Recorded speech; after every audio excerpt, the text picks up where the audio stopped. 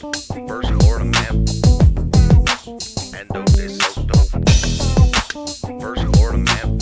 First Florida man was Hernando de Soto. Won't you so loco? Show off your photos. Throw out your Twinkies. Throw up your ho-hos. Tuck in them pinkies. Them shits a no-no. The first Florida man was Hernando de Soto. Brought to my attention by the man with the mojo. My 8 subscriber, I'm up at Goso. Jump in them Sinkies and dump them mimosos. The first Florida man was Hernando de Soto.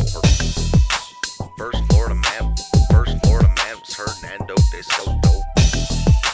First Florida man was Hernando de Soto. Hello, everybody, and welcome to the show. How is everybody doing tonight? Good, I hope. How are you doing, Mr. Zed? Doing good. How about you? Good. And Mr. 3, how are you tonight? I'm exhausted, but I'm doing very well. Thank you. Exhausted, but doing well. We did kind of spring this on you at the last minute, so I can see how that happens. But there's been a lot going on the news in the last couple of days, and I wanted to cover some of it. So I invited the Poor Brothers up here to talk to me about. This is the Poor Brothers, by the way. Hello, Poor Brothers. Do you want to tell the audience a little bit about yourselves? Well, we are brothers. They are. Yeah. This is my little brother right here, and Mr. 3. We have a channel that just us sitting around BSing, going over a couple of things here and there, but nothing crazy. That is true. It's kind of like sitting around my living room when Mr. 3 is visiting. Is basically the feel that I get from your show. So yeah, it's fun. And I will link their channel in, well, I have mods. What am I talking? Mods, link their channel, please, into the, chat or whatever. And I would like to thank Court Kitchen Chats for raiding just before we went live. I saw you guys come in here. Welcome, welcome, welcome.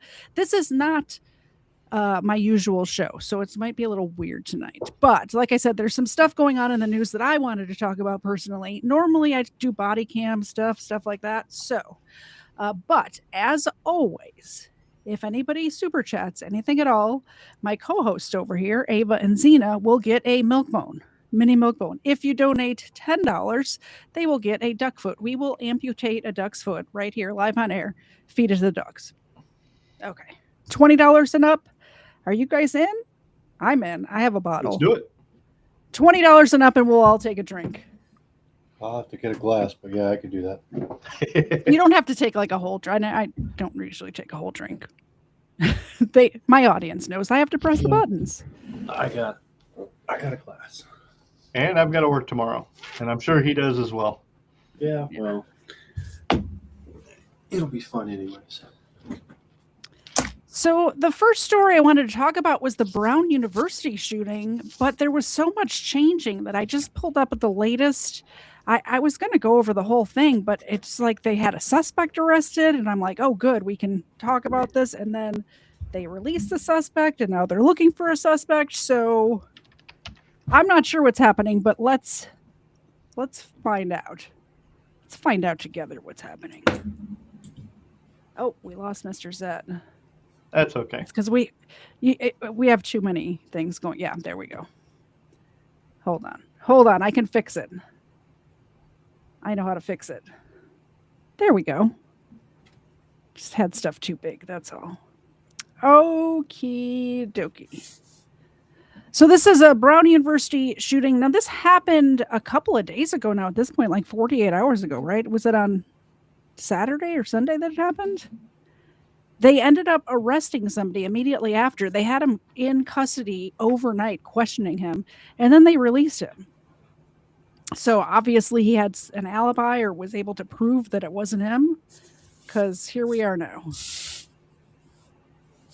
With breaking news in the Brown University campus shootings, Target 12 has obtained and authenticated a second video that shows the person of interest near the crime scene. You're seeing that video right here. Thanks for joining us. I'm Kayla Fish. And I'm Shannon Heggie. A lot of new developments in this investigation today. The investigation continues for the gunman after a man detained for questioning on Sunday morning was released late last night. We've also learned the names of the 2 students who were killed in the shooting. We have a team of reporters covering this tragedy on campus. Our Sheena Losciuto is live in Providence, where investigators were searching the area near Brown today. Okay. And Sophia, Yo Mama brings up a good point that I was going to bring up in 2 minutes when this is over, but I did look up how many cameras are on this campus, and it is over 800 cameras on this campus specifically, and somehow we don't have a good image of this guy. It's like a shadowy figure. Like, what is happening there? Any ideas, guys? All updated cameras. They don't want you to know who did it. That's what I was thinking, but I mean, who am I to say, right? Zabo has details on how other schools are being impacted by the shooting. But first, let's get right to Kim Kalunian, live at Brown University with the latest on today's developments. Kim? Yeah, Shannon and Kayla, we are 48 hours almost to the minute when those deadly shots rang out inside of this Brown University building here behind us. And as you mentioned, we have a lot to cover tonight as the search for the suspect continues. And so I want to get again to that video that you just showed our viewers. I want to show you another look at that newly released surveillance What video. is this crap? Providence Police You released. can't even see somebody is there when it's paused. What is this crap they're releasing? They have more than 800 cameras, and this is what they're releasing? Seriously? They don't want to catch this guy if this is what they're putting out. This second snippet of surveillance video of the person of interest walking down Waterman Street here in Providence Saturday after that shooting. That video was taken less than a block from where we're currently standing and where the shooting happened. And police do tell us tonight they have even more video, additional pieces of video that they hope to release of that person of interest. We're waiting to hear exactly when we might get our first look at that video. Now, in the same area where that video was recorded, FBI evidence teams were seen today searching for what exactly was unclear. They also raked and shuffled through the snow outside the building where the shooting occurred as students were gathered for final exams and study groups. We could see those members of the FBI evidence response teams putting several items into evidence bags. Again, what they were looking for exactly remains unclear. All of this, of course, as the suspect remains at large. As you mentioned, police released that person of interest that they had taken into custody in Coventry late last night, saying they are still seeking information and other pieces of video to try and lead them to the person responsible. And today, too, we're, of course, starting to learn more about the victims of this deadly shooting. 2 students who were killed are being identified by their communities today as Mohammed Aziz Amirzakov, an aspiring neurosurgeon who is a freshman here at Brown University. The other victim, Ella Cook, the vice president of the school's Republican Club, was a sophomore. And of course, their losses have shattered not just the Brown University community, but the community at large. 8 others still remain hospitalized tonight. Our Sheena Losciuto is live for us just around the corner from where we are on Waterman, Sheena, not far from where that second piece of surveillance video that was just released was taken. You've been covering this pretty much around the clock, Sheena, since this happened. You've been in this area for the past 48 hours. What are you hearing today, and what have you seen this afternoon? Well, first off, we're witnessing the very active investigation really unfolding right in front of us. I want to point out first, we're standing on Waterman Street right now. This is where that new surveillance video was taken. The suspect is seen walking on this same sidewalk right here, and this is exactly where we saw dozens of federal agents today searching the area inch by inch. This is brand new video we took really in the last hour or so, really speaking to how active this search is for any clues. Yellow tape. I know I was muted, but you would think if they were really out there searching in the snow for something, what piece of equipment do you think would help them immensely in this search? Metal detector, Magnets, metal detectors. shovels. Yeah, metal detector. Why? What are they doing?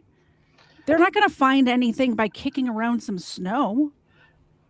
No, not especially if it's been snowing like it has been. Yeah. Even if the snow was already on the ground, if it's thick enough, stuff gets in there. I know you 2 are from Arizona. You don't know. Yeah, but a little bit of wind's going to have that It's in blowover. I do. I just got 8 inches here. Yeah. I guess you have lived up north for a couple of years now, so you probably get it. But I'm just like, if you drop, say, I don't know, a bullet or a bullet casing in the snow, and you have 8 inches of snow, you're not going to find that without a metal detector. You're not going Yeah, to find that with 2 to 3 inches. yeah, exactly. Was blocking off 2 buildings here on Waterman Street, but that is not where the search ended. FBI authorities wearing those evidence response team jackets, combing the area, picking up items, looking for any evidence. And again, we're right around the corner from you, near where the building is where the shooting took place. Crews were going through the snow, the parking lots, looking for anything to help the investigation. Meanwhile, though, also today in the Wayland Square area of Providence, we saw both local and federal authorities going door to door to homes and businesses. They were asking for videos, asking people to go through the surveillance videos from Saturday from around 1 in the afternoon to 6 o'clock at night. Business owners we talked to say that is a long period of time, so they're working to get that footage to police right away and hopefully help this investigation. Meanwhile, we were also on the Brown University campus today, where memorials continue to grow. A very somber and quiet day as students face this new reality, calling this an unthinkable tragedy. We'll have their stories later tonight. For now, reporting live in Providence, I'm Sheena Losciuto, 12 News. Thanks, Sheena. Thanks for the report. I appreciate We that. begin. So what do you guys think of this Brown shooting? Mr. Zed, we'll start with you. Yeah, I think they're covering something up. Now, it could be something as simple as the fact that their initial people that they sent out there were incompetent, and so they're trying to cover up some of their own personal incompetencies. Yeah. Or they know something more, and they're holding it close to their chest and keeping that covered up until they have something definitive or they have a better lead on who they're looking for. The fact that they had someone and then turned around and they let them go the next morning, Yeah. that's kind of fishy to me. So what is it that they're holding really close to their chest, or what is it that they thought they had and then realized that they screwed up immensely? Okay. What do you think, Mr. 3? I think I'm along the same lines. I don't think they want to give out too much information just yet. It's too early. Yeah, it sounds as like far it. as far as cameras are concerned, I understand it's probably a pretty well-known campus, as Yep. a lot of them are. But let's face it, it's still government run, and they're not going to put tip-top cameras out there, so they might be struggling a little bit with that too. That is true. I want to give people the benefit of the doubt. I want to look at both sides. What I'm thinking with the cameras is that they don't want to put out a photo or a video of a suspect and they're not sure that that's the guy, especially since they just had a guy in custody that turned out not to be the guy. That doesn't strike me as suspicious. I think that the guy was able to, prove somehow with an alibi or something, a receipt, some, video surveillance of him being somewhere else, that I'm not the guy. And here's how I can prove to you I'm not the guy. That happens in cases all the time where they pick up a person of interest, turns out not to be the right person. So, Or it is the right person, and they want him to think that he got his alibi that he's got presented is actually more than what they need, but they think that there's more than just him involved. So now they're following that individual. oh, that could be. That could be. That definitely could be. I guess. Anything else about the Brown thing? Or are you ready to I move think on? that as far as the cameras go, if it is an older set of cameras, Yeah. they're now going to start investing in newer cameras, and maybe some of these other colleges that have some of the older camera systems, they're going to start updating that. I mean, that's a lot of money.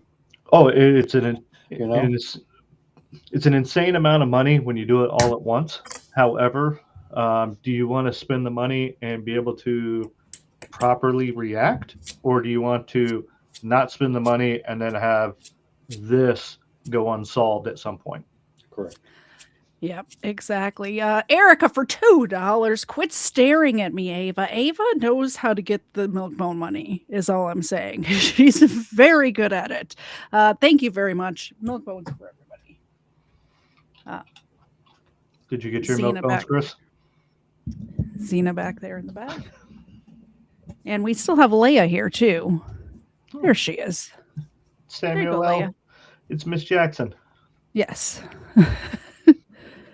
Ava is the best at staring down the camera lens, though. She's really good at tugging at people's heartstrings. Thank you. Appreciate that. So I saw somebody talking about the Australia shooting in the chat earlier, and that's what we're going to next. Type Hand says Australian government is considering making gun laws even more tighter, even tighter after the shooting here.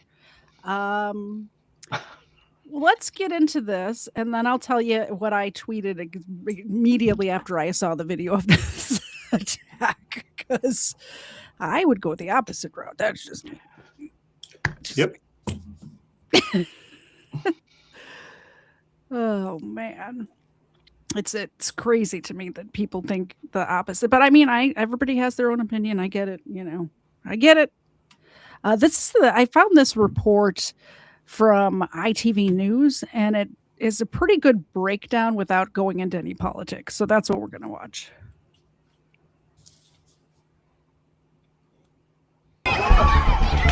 It all lasted 9 horrifying minutes. On a busy summer evening under blue skies on Sydney's Bondi Beach. Here's how terror unfolded, minute by minute. It's late afternoon, 5 p.m. Hundreds of members of Sydney's Jewish community are attending a Hanukkah by the Sea event.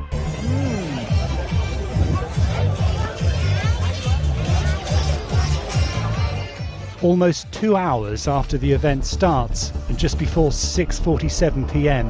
is when the terror begins.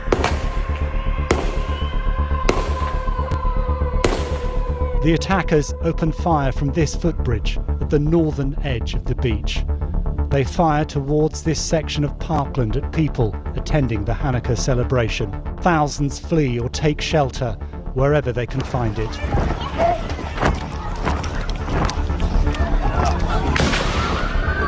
"6:52, 5 minutes later, police arrive at the scene after the first reports of the attack and try to secure the area.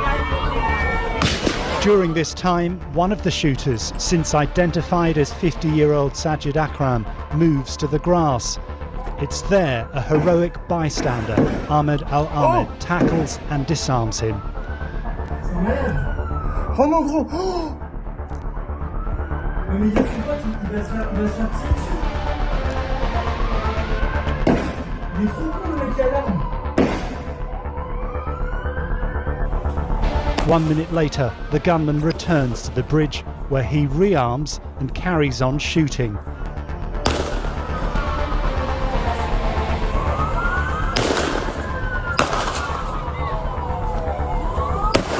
"30 seconds later, he's fatally shot. The other attacker, who's Akram's son, aged 24, continues shooting for another minute and a half before he is also shot. 7.5 minutes after the shooting started, police approach both attackers on the bridge. Akram, the father, is already dead. Police detain his son, who is shot and taken to hospital, critically injured, and the attack is over. By the way, this guy at the end that stomps the dude in the head, did you see him? This guy right here. Watch him. Son, who is shot and taken to hospital, critically injured, and the attack is over. So my initial thoughts is this angle kind of that we're seeing right here is the first video that I saw. It was like 10 minutes long. It like showed the whole thing from this angle of the bridge where the shooters would have had no cover. And what I tweeted was, imagine if the guy taking this video was armed with something more than an iPhone. it could have been over immediately. Way sooner. Immediately, right?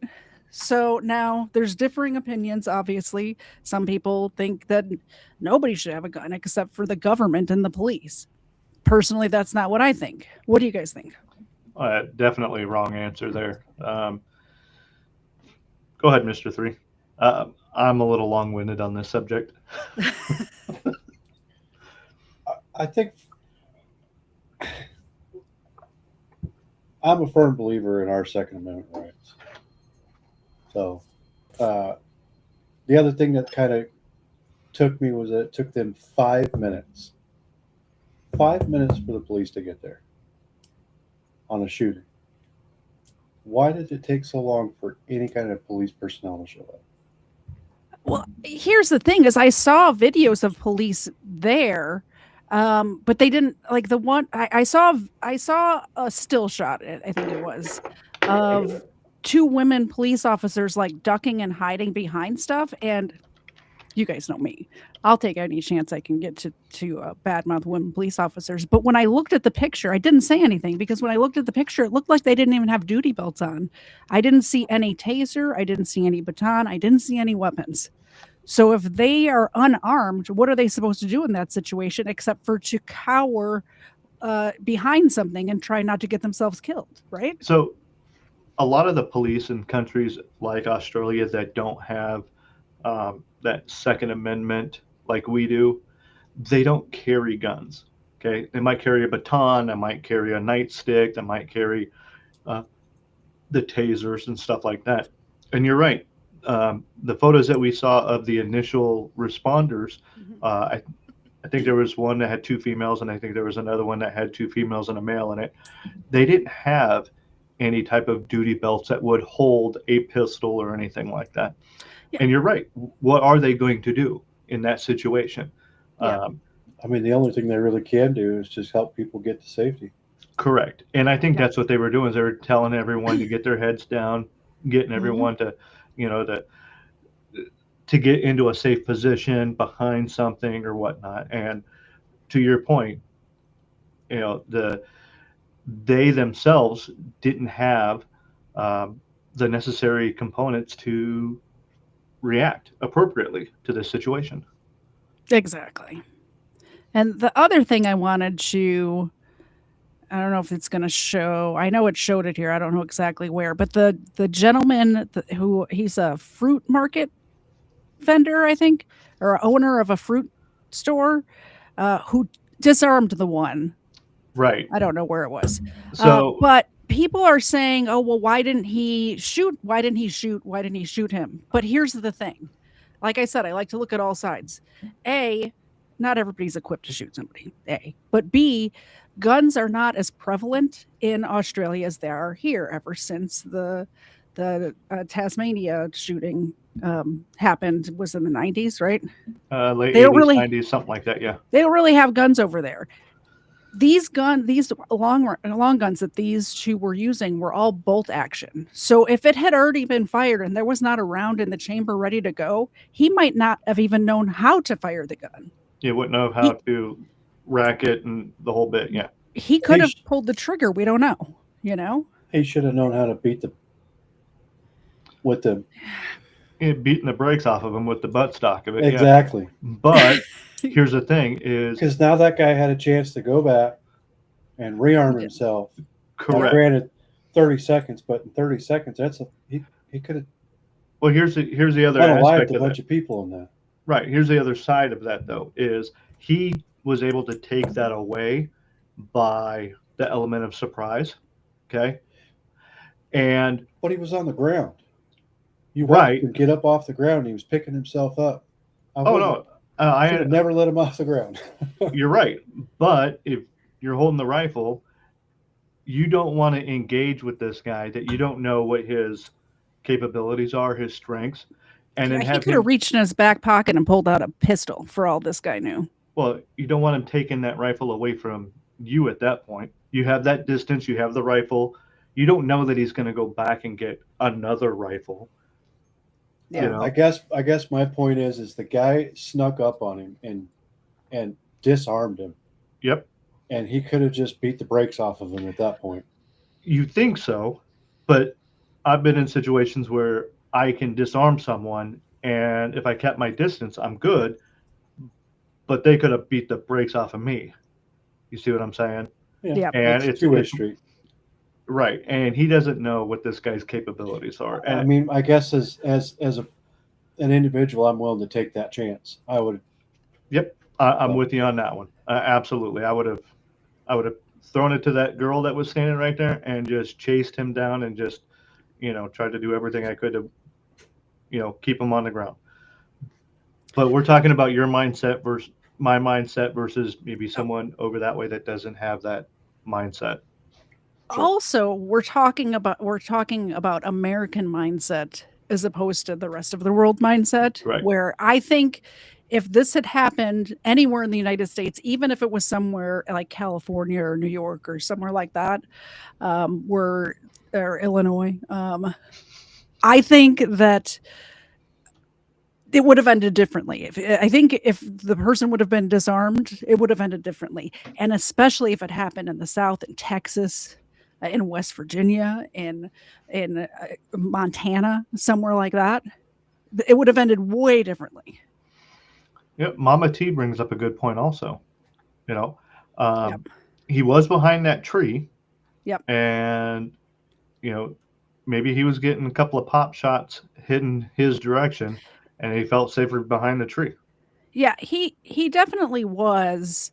And I wish it showed that overhead. Here we go. So where the bridge is compared to like the festival was going on, he was right in line with like the bridge is here and he was right here. So he was right in line to where the other shooter could have been shooting at him.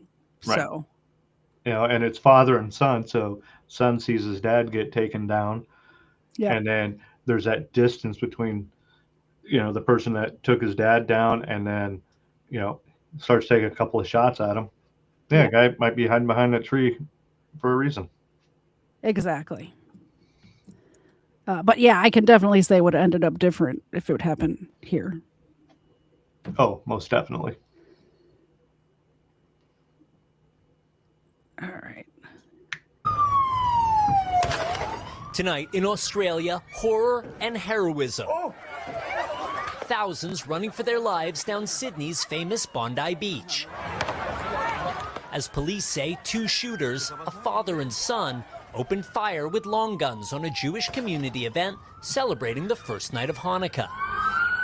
At least 15 people were killed, including a 10-year-old girl and a Holocaust survivor, and around 40 more wounded in what authorities say was a targeted... Imagine surviving the dang Holocaust just to go to a Hanukkah event in Australia and getting killed. It just really boils my blood. Really does. Terrorist attack. An act of evil anti-Semitism, terrorism, that has struck the heart of our nation.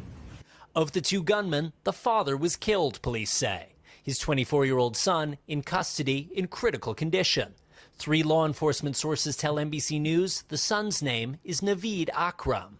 I think what was the most shocking was how long the gunfire lasted. The shots were going on for ages, multiple minutes.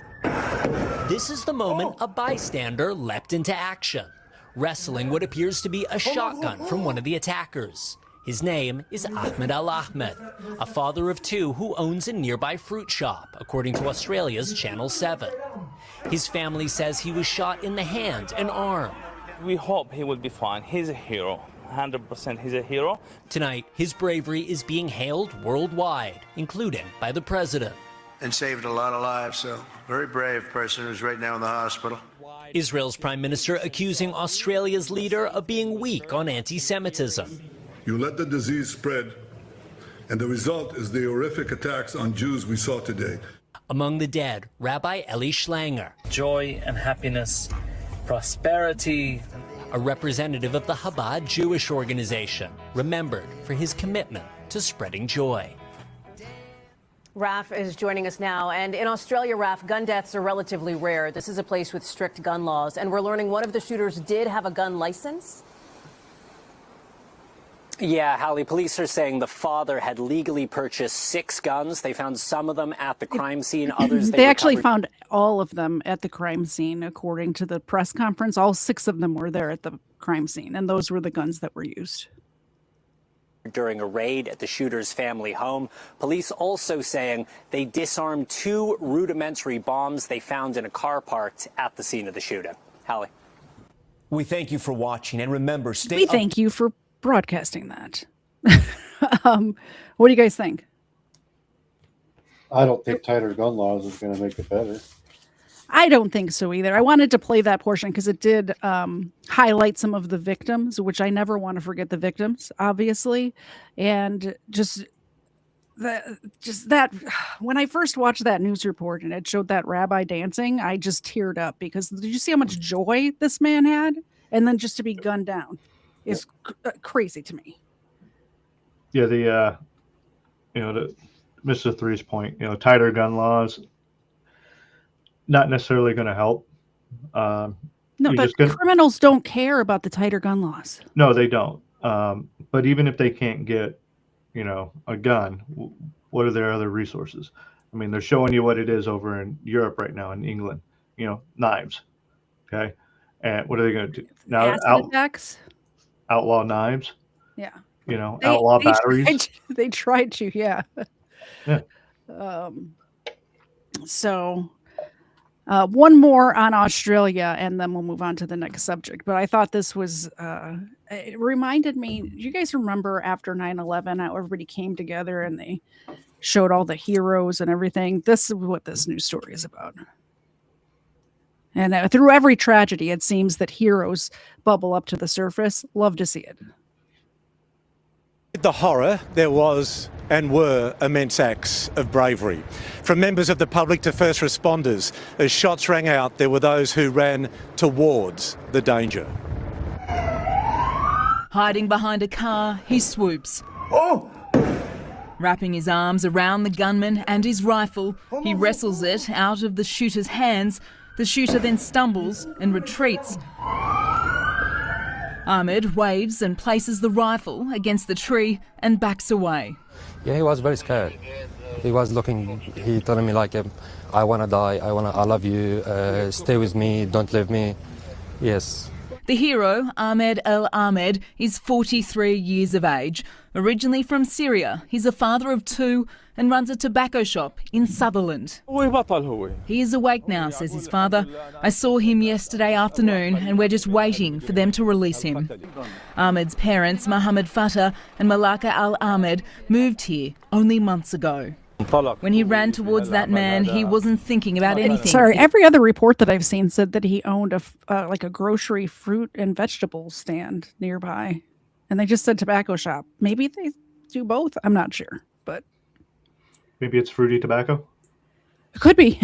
It could definitely be. But you notice he did not look comfortable with that gun in his arms. He had no idea what he's doing. No, right? no. Well, I mean, when you initially look at it, it looks like he reaches up for the bolt. Yeah, he did. It did look like he did try to pull the trigger, and nothing happened. But he didn't look like you or Mr. Zed would look if you got the rifle out of his hands. You know what I'm saying? He didn't look comfortable. He definitely the people who were being killed on the streets. I'm sorry, say that again. I started too soon. The other guy definitely wouldn't have looked comfortable. He would have been quite uncomfortable. He ended up quite uncomfortable, as a matter of fact. That is true. Differentiating between this race and that race, he fought for innocent people. And it was during that fight, Ahmed sustained 2 bullet wounds himself to his upper arm and his hand. That was very bad. He was carrying, he was shocked, and he's a hero.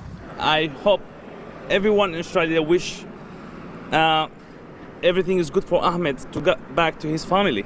So far, almost $1 million raised for Ahmed, including one single $99,000 donation from Jewish investment banker Bill Ackman. He saves lots of people's lives. But Ahmed wasn't alone yesterday. This bystander chased after the gunman, throwing something at him, while a third tried to coax the other shooter to put down his gun. Cuz, come on! Come on, Cuz! What are you doing?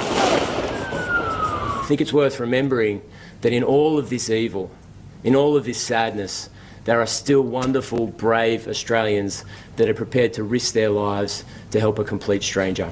Some let strangers shelter in their homes,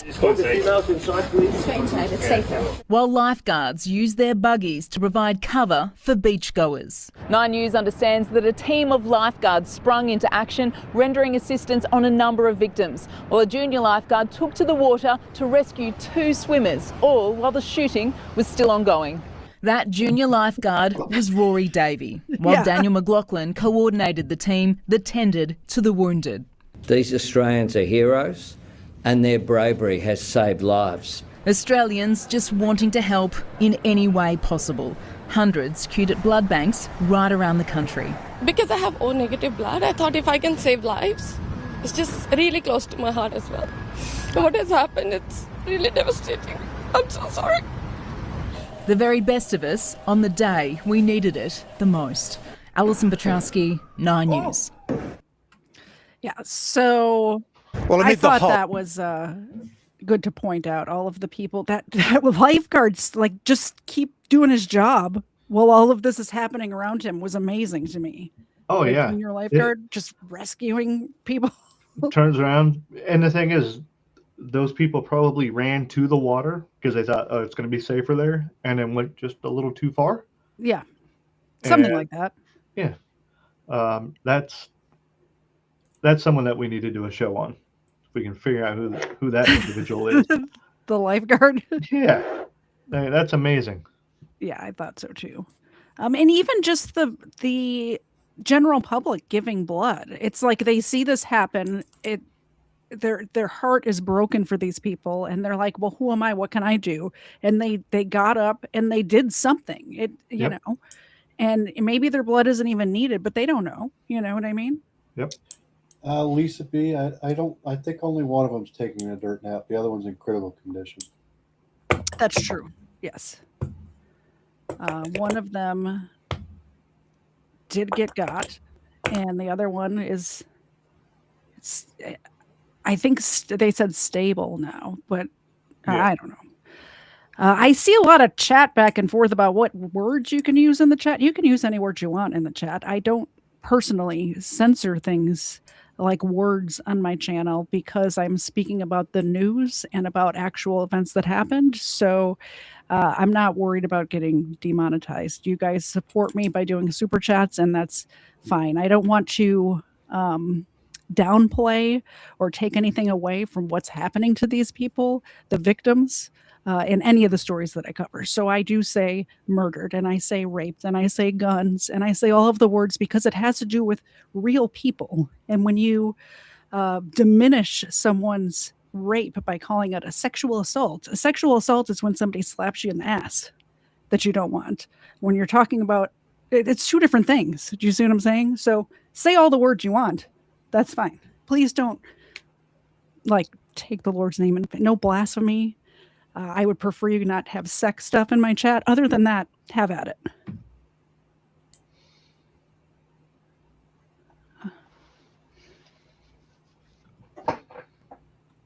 Yeah, there is exactly. That's how I feel about it. Anyway, that's just me. So just don't go overboard. Yeah. Exactly. As long as you're talking about the actual things we're talking about and not threaten, don't threaten people, right. Be cool. Be cool, everybody. It's fine. Did you hear about this British lady that was on vacation in Australia? This was not yesterday. This was a while back, but she was drunk and got on a scooter and ended up killing somebody. On a scooter? Yeah. No. Like what kind of scooter? Like a Vespa? Like one of those electric scooters that you can just rent in cities? Let's find out about it. A career break and a chance to travel around Southeast Asia. That trip has now been extended with a 4-year prison sentence. Come with me to volunteer at Koran Animal Shelter. Alicia Kemp was 24 and had been teaching English in Vietnam before she and her boyfriend headed for Australia. The court heard that she went out drinking with a group of friends on the afternoon of May the 31st this year. They went to several venues around the centre of the city until they were refused entry to a bar because they were too intoxicated. At around 8:30 that evening, Alicia and a friend hired an e-scooter. Police said that Alicia was driving and her friend was a passenger as they rode along Murray Street towards the junction with King Street. Witnesses saw them weaving in and out of pedestrians at high speed. It was later revealed she was more than 3 times over the alcohol limit for electric vehicles. An English backpacker is facing up to 20 years behind bars after admitting to killing a Perth father in a drunken e-scooter crash. Alicia pleaded guilty to a charge of dangerous driving, causing death while intoxicated in August. The scooter collided with Tan Pan, a 51-year-old structural engineer who'd been out for dinner with friends. Prosecutors said he was hit in the back at 15 miles per hour. He fell, hit his head and suffered a significant brain bleed. He later died in hospital. The passenger travelling with Alicia Kemp was also injured. Speaking at the time, Tan Pan's family described him as a beloved husband, father of 2, brother and dear friend. In a victim impact statement in court, his wife described the hardship, both emotional and financial, she's undergone without him. She's now caring for their autistic son who cannot live independently. She said he keeps asking when his dad is coming back. This tragic case has sparked a debate about e-scooters in Western Australia. There have been crackdowns on unsafe riding. The city of Perth and some other areas have now indefinitely suspended hired scooters. Alicia Kemp cried during the hearing in Perth's District Court. The judge accepted that Alicia had no malicious intent, but that it was not an accident and she was responsible for the death of the victim. She added that it was important to send a clear message that e-scooters are not toys. Ms Kemp is extremely sorry for what happened. It's not a second that's gone past that she hasn't felt the pain of what she's done. She feels for the family. She's not quarrelling with the amount of time. She understands she's going to be punished for what she's done. She's just incredibly sorry. Alicia Kemp will be eligible for parole after 2 years, and factoring in the time she spent on remand, she could be released in as little as a year and a half. For her family, that will seem like a long time to be separated, but the family of Tan Pan still have to live their lives without him. David Harper, ITV News. So have you guys ever rented one of those e-scooters anywhere? No. Me neither. But I do, oops, wrong button. I do kind of think that they need to be in bike lanes, not on sidewalks, right? Isn't that the rule? And like in the street or in bike lanes, if it's an electric scooter? I think any scooter, right? I don't know if that is universal. It makes sense to have that. I just don't know if it is universal. I couldn't really say because where you live at, I don't even have sidewalks, so yeah, it's true. I mean, we don't have sidewalks either, but we live close enough to a city that has sidewalks. Yeah, and I see them on the sidewalk, and I see them in the road, and it's kind of the same with bicycles and stuff like that. And we have golf carts in our area, not golf carts and like 4-wheelers, not e-scooters so much, right? Correct. But the golf carts are not just like regular; they're like street legal ones. Like they have lights and stuff. Like they're not like golf course kind; they're the road kind. Correct. They are. It's a new law, city ordinance for some of these smaller towns that will allow you to run the golf carts. Yeah, like Peachtree City is like that here in Georgia, where they most people have golf carts. That's how they get around. Yep. It's just because in that downtown little area, they don't have to go fast. The speed limit's like 25 miles an hour anyway. Golf carts are only going to go so fast.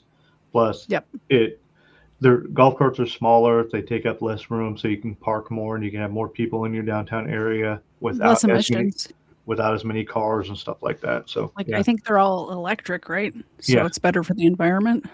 And places, even in New York, like JD's place up in New York, the little town, they're getting ready to do something very similar. Oh, that's cool. Yeah, in the village. So. Nice. So do you think this woman should have been convicted of manslaughter? I mean, it's just like a drunk driving accident, right? I absolutely do. Yeah. Yeah. I'm glad to see, though, that she was remorseful. She wasn't like Like it, not that you want to see this happen at all, but when accidents do happen, and when they do, it's nice to see somebody taking responsibility. She seemed like she took responsibility for her actions. You know what I mean? Yeah. Yep. So it's unfortunate, but it's a good thing she did. Exactly. And I really don't think that she's gonna probably ever do that again. She may never pick up another drink ever again. I mean, and that's the sign of someone that's truly remorseful, is something happens and then they change what about them got them into that situation to begin with. Yeah. Well, she's just going to be changed, period. Yeah. Mentally. Oh, and, yeah. You know, if she's truly remorseful, she's going to be a completely different person at this point. So she'll probably never forgive herself, to be honest. I imagine that's probably the case. I imagine she's going to need some serious counseling for a long time. I know if that had happened to me, if I effed up so bad that I killed somebody, I would need counseling for the rest of my life. I couldn't live with myself. It'd be horrible, right? Speaking of never drinking again, I am not never drinking again. So don't forget $20 and same rules as booze and body camps. Just saying. Next story, Rob Reiner. What's y'all's favorite Rob Reiner movie? I don't have a favorite Rob Reiner movie. I did like some of his comedy specials every now and again. Princess Bride? Yeah, but I don't think of that as a Rob Reiner movie as much as I think of it as other people, other cast. You know? I think A Few Good Men for me. That's not, yeah. That's just me. Do you want me to go over the list of Rob Reiner movies so you guys can pick one? Yeah. Well, let me play this and then I'll pull it up because I don't have it prepped. But I found out about this today. Apparently it happened like 2 days ago. And the news was out yesterday and I just wasn't on the internet, so I didn't know. When I first heard about it, it was that Rob Reiner and his wife were found dead in their home. And it reminded me of, oh, dang, I'm going to forget the actor's name now, but he's found dead in his home with his wife in New Mexico this past year. You know what I'm talking about? Dreyfuss, maybe? Something Dreyfuss? Richard Dreyfuss? The chat will know what I'm talking about. I thought it was going to be something like that. Like there was a gas leak or like something like that. Turns out, no. They were stabbed to death. Right. Is what had happened. So let's get to the news story. Back with a Fox News alert. Governor Gavin Newsom confirming that Hollywood icon director Rob Reiner and his wife Michelle are dead. Newsom saying, quote, "Jen and I are heartbroken by the tragic loss of Rob Reiner and Michelle Singer Reiner. He made California a better place through his good works. Rob will be remembered for his remarkable filmography and for his extraordinary contribution to humanity." But the LAPD revealing little information about their investigation so far. They did confirm, though, their robbery homicide division would be overseeing the case. Former homicide detective Brian Foley joins me now. Brian, why are they being so tight-lipped at this point? Well, as a homicide detective, you want as very little information getting out there as possible, unless you want it to get out there. And we'll talk about that with Providence, when you don't want too much information getting out there. So they're going to be very tight-lipped. This is not an active scene in that there's an active danger there. So now this becomes a highly forensic scene. And what the detectives, I can tell you, are doing right now are securing search warrants. They need a search warrant to search a victim's house. This is a stabbing, Todd, and what do I always say? Stabbing is a very intimate and emotional crime, and almost always the victim is known to the suspect. However, this is a very highly public and outspoken person, so that kind of eliminates that. But you hope two things. One, that this suspect has revealed themselves through hate messaging to the victim in the past, and his security people will know it, and that the scene becomes now the main point of evidence. This is a highly forensic scene. you're going to have maybe one of the best homicide divisions and crime scene processing in the world on that scene processing it. When there is a stabbing, you hope that there was a struggle and that there's transferred DNA. What do I mean? The suspect's hair, the suspect's skin, you look under the victim's fingernails and you hope that there's DNA evidence there. Why did the LAPD need a search warrant? Because when I was in law school, the one thing I remember is if there's an active crime scene and you can see that there was a stabbing in plain sight, you don't need a search warrant. Why here? You don't need a search warrant immediately to see if there's a suspect still in the place. But once you know that the scene is safe, there's no suspects in there, you have evidence of a crime, that the crime happened there into that residence. You don't know what you're going to find there. Maybe something that'll get somebody else in trouble. So that search, why not obtain the search warrant and move forward as best you can? This is a murder investigation. You can't afford to make any mistakes. The detectives will work with the prosecutors to make sure no mistakes are made there. There's going to be video. This is a person of means that is going to have a security system on a street that is going to have security systems with people with means. So I like the solvability factor. That's the other thing. I was thinking this earlier today. I am nobody, and we have security cameras set up, or we can see every angle of our house outside. So can't they just look at the video cameras and see who murdered, like who was there? When you start getting into that, you need a warrant for the video footage. Yeah, that makes sense. They just can't grab the video footage there. Well, we have it paused. Need Coffee has been a member for 2 months. Thank you so much. Love for Xena and Ava. There they are. There's Ava. There you go. And we have our visiting dog, Leia, here, who does not care about that milk bone one bit. And Xena. I appreciate it. Thank you so much.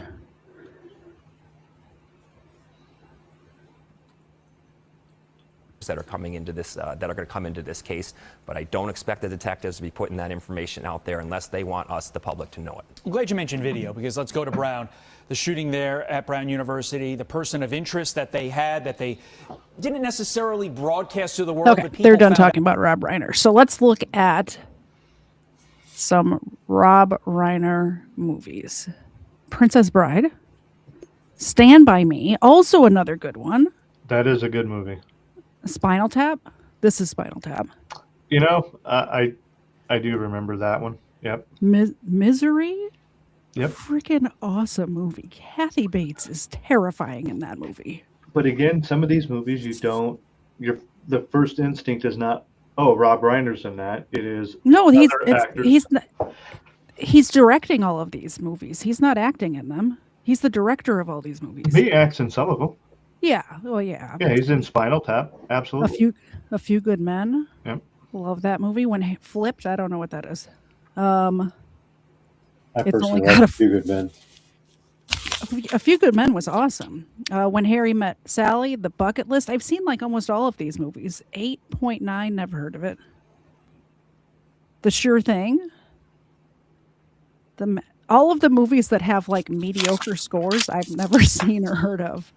The Magic of Belle Isle. No idea. Mm-hmm. The American President, Ghost of Mississippi, LBJ. Being Charlie. Now, Being Charlie is the one that he created with his son that is in custody right now, having allegedly murdered him. His son apparently wrote the movie and he directed it. I haven't seen it. The Story of Us. There's a lot. There's a lot. I'm going to have to say A Few Good Men or Misery are my favorites out of this list. What do you guys think in the chat? A Few Good Men, When Harry Met Sally. Yeah, there's a lot of good movies. LBJ was good. I haven't seen that one, but I think I would like it. I like those sort of biopic movies, right? Yeah, you do. Yeah, you do. I do. Guilty as charged. All right. Let's see what's going on here. Following some breaking news, Rob Reiner's son, Nick Reiner, is now in custody after Rob Reiner and his wife were found dead from apparent homicides at their home in Los Angeles yesterday. Let's bring in CBS News senior coordinating producer for crime and public safety, Anna Schechter. Anna, this had been sort of out there for quite some time, but what are we learning now that we can confirm? Well, we've just confirmed that their son, Nick Reiner, was arrested on Sunday. So yesterday, yeah. Yesterday, last night, he was booked today. He's being held on $4 million a bond, and there are no... So they're not saying what he was charged with, but he's being held on $4 million bond, and his parents were just found stabbed to death in their home. So I think we can use context clues and put two and two together. Yeah. I'm assuming there'll be an arraignment sometime in the next day or two where they'll have to read his charges out loud to the public. So, but $4 million bond, come on. No charges listed in the Los Angeles County records that we've reviewed. So we are awaiting those charges, information on those charges, and the next steps. Will he be arraigned today or tomorrow? Will those charges be read to him? That's what I just said. Right now we know that Nick is in custody at this time. We can also report he's one of the three children. They had two sons and a daughter. He had spoken publicly about his substance abuse issues in the past. He talked about having been homeless, living on the streets. He and his father actually worked together on a film based on that experience years ago. Being Charlie. Exactly, exactly. And so this is just such a tragic turn of events. And yes, we were hearing, even late last night, we were kind of hearing reports that it was a family member, that it was one of his sons, potentially Nick, and now we have that confirmed. And what's incredibly disturbing to me is the time. I mean, it happened in the middle of the day, right? Like, that's what they think. That's when they found him. Or is that when they first discovered? They discovered the couple they were already dead, and that they had been dead for some period of time. We do not have a time of death. Now, the medical examiner was there for hours, so let's wait and see what the medical examiner says. Usually a medical examiner will give an estimated time of death, so we don't know exactly when the alleged murder happened, but we know they were found yesterday afternoon, just a afternoon time, not like in the middle of the night or anything like that. And just tragic. Nick's sister lives across the street. There have been reports that she actually was the one who found them, so we're drilling down on that. But what a tragedy for this family. And just recently, a couple months ago, Leslie Stahl sat down with him for 60 minutes for an interview. It's just unbelievable. What's incredibly disturbing and striking to me is not just in the... Rob Reiner brought so much joy to millions of people. He was such a prolific artist, and his films, as we've talked about, range in genre from comedies, obviously, love stories, horror films, when Misery, people forget that he did Misery, A Few Good Men, The American President, which was a movie that, for me, gave me a little bit of an insight into what life as a president of the United States could be. Michael Douglas. Such a range. He had such a range. And excellence within that range. And to then to meet your end in such a violent way, and now with the suspect being the child that you taught how to ride a bike, and that you once gave a baby bottle to. It is incredibly sad. And also, we're in day one of Hanukkah. Rob Reiner and his family were towering figures in the Jewish community in Los Angeles. They were probably getting ready to celebrate 100% the first night of Hanukkah. That's right. There's a Truth Social post by the President of the United States. I want to post. I just they're gonna show you this truth. Have you guys seen this Truth Social post? No. Okay, well, I don't know if President Trump's approval rating can go down any further, but I'm telling you what, he is gonna lose people I disavow 100%. This is ridiculous. This Truth Social post. What the heck? What the heck? Listen to this crap. I want to show it to our viewers here. And the president says, quote, "A very sad thing happened last night in Hollywood." Imagine finding out even your worst enemy is stabbed to death, murdered in their own home, and you turn it around and make it about you. It's insane to me. Sorry, I'll let the news reporter read it. Rob Reiner, a tortured and struggling but once very talented movie director and comedy star, has passed away together with his wife Michelle, reportedly due to the anger he caused others through his massive, unyielding and incurable affliction with a mind-crippling disease known as Trump derangement syndrome.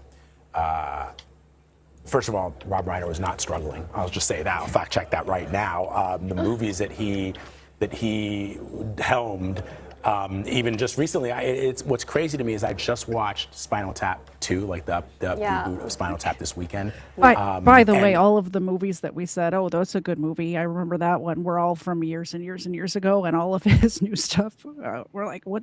Never heard of that. So maybe some truth to that, but also just murdered in their home on the first day of, or the day before the first day of Hanukkah. What are we doing here?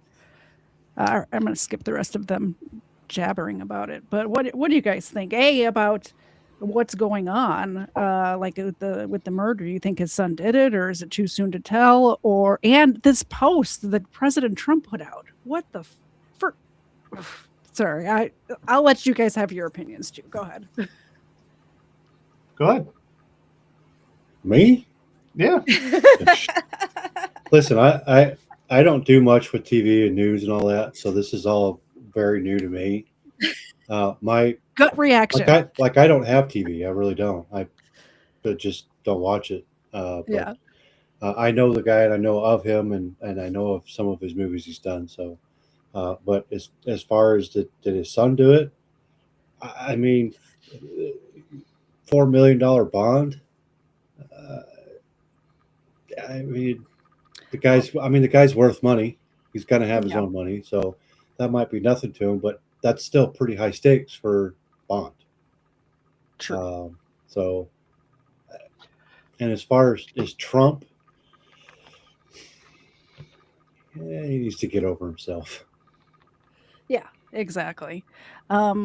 I did see somebody in the chat say that, he'll probably make that bond, which is fine. In my opinion, the purpose of bond is not to punish somebody. It's to make sure they come back for court. So he's innocent right now until proven guilty. So having a $4 million bond for somebody of this stature seems appropriate to me. I think the idea that the son is in prison, jail, but yeah. Jail at the moment, is indicative of maybe him not actually doing it himself, but maybe having information on what was done. Yep. Maybe he paid someone to do it, or had it done. Maybe he didn't do it himself, but I will tell you that I did hear, just when looking at social media today, that Michelle, Rob, and the son were at Conan O'Brien's party the night before they were found, and they ended up leaving the party because they ended up getting into a huge argument and then leaving Conan O'Brien's party. So, well, again, did he do it, or did he have someone else do it? I'm thinking, I don't think that he had somebody else do it personally. I think if he did do it, I think he did it himself. I know he was struggling with mental issues and had past issues with addiction. So yeah, I think he maybe he fell off the wagon and his parents threatened to take him out of the will or something like that, and he just snapped. I don't know. This is all just what I'm thinking might have happened, by the way. Yeah, usually though, you take it out on the one that's the biggest proponent of what you're trying to do. You don't take it out on both. Yeah, but if they're both there. And it's not like it's not like it was his dad and his dad's wife. It was his mom and dad. Like it was like Rob Reiner has been married to Michelle since like the 90s or something, and all 3 kids are both of theirs. And you know what I mean? It was one of those Hollywood marriages that actually lasted for more than a year, right? I have to agree with that. With their stabbing's personal. Yeah. It's not something you'd hire somebody to do. Yeah. I believe that was what, Erica? Something. I just moved so fast. Cerebral tackle for $5. Indecent proposal. Trade a ton of fishing tackle, some alcohol, and some duck feed in exchange for a weekend in Paris with Ava. Ava's not my dog, so thank you, Cerebral Tackle. I appreciate that.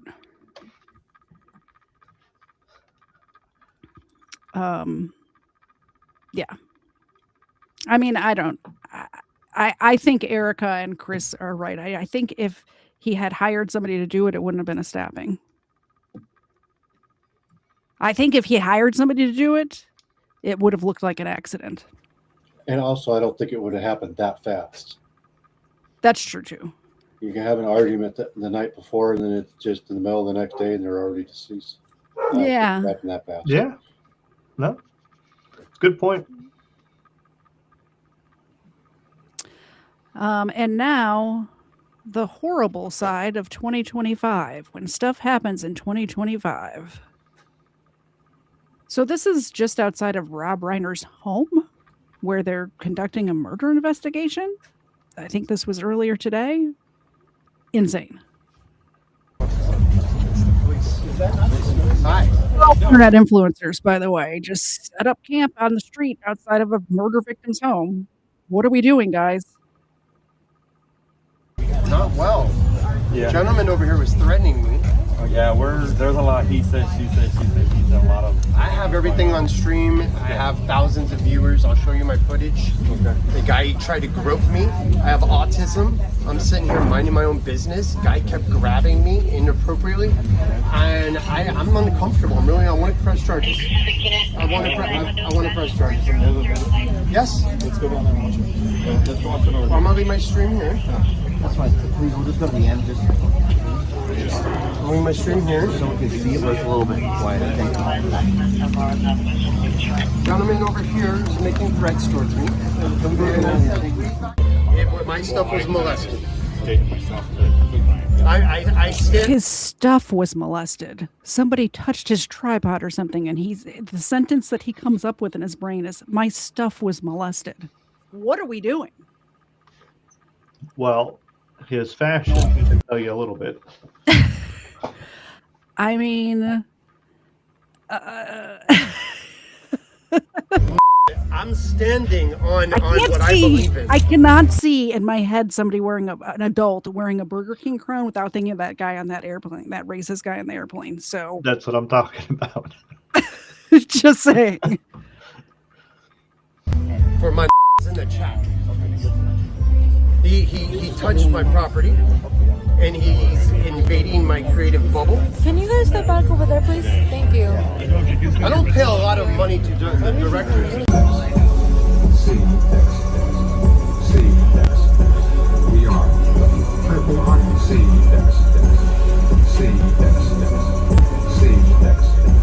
We are Purple Heart. Where's that? This gentleman sitting in this car thought it'd be a great idea to pull up to a murder scene and blast his music. Well, you don't want to get copyrighted over that music coming out of that car. That is not that's like AI music. I'm not worried about it. Hey, can you turn it down, please? Can you turn it down, please? Someone just died. Have some decency, please. All right. Is your friend here? So, look, we're just trying to keep the peace, keep the music down. We're getting complaints that people are harassing each other around here. There's possibly a pepper spray. We don't want it to get out of hand. These guys are actually harassing me. They're threatening me. Okay. Come up to me like threatening me. Okay, well, just turn down your music, okay? That's all we want. After 7 a.m., I'll stop a lot of this. someone just died, though. We just want. This guy's like, oh, but the law is however many decibels. I'm allowed to. Somebody was just murdered in their home, and you think that it's appropriate? Like, you think this is human behavior? We live in a society. What are you doing? Have a modicum of respect for the dead. There is none of that. Nope. We want to give These guys are all like trying to profit off the man that died. Okay. All right, just keep it down, okay? Did they pay you? No, we're getting They're all calls. trying to profit from this. Okay. They're all like Look, we just got phone calls. Just keep it down, okay? That's all we want. Legally, All to have to keep it down though? Yeah, please. Still for the other party? Or, sir, Up here. trying to get Thank you. Where's the other guy? Good, Mexican Randy. Good, Mexican Randy with his big $50 dono. Let's get it. No. So, what do you guys think of that? All right, so right off the top. Mexican Randy? Mexican Randy gave a $50 dono. Okay. Shout out Mexican Randy. Yeah. Come Where on you over at, this way. Mexican? I was gonna say, where you at, Mexican Randy? Everybody's welcome here. Ryan Love wants to know what's Poor Brothers? Well, That's them. These that's two us. guys on the screen. Here, I'll put the link in the chat. Bam. This is Mr. Zed and Mr. 3. And they are brothers and they pour whiskey.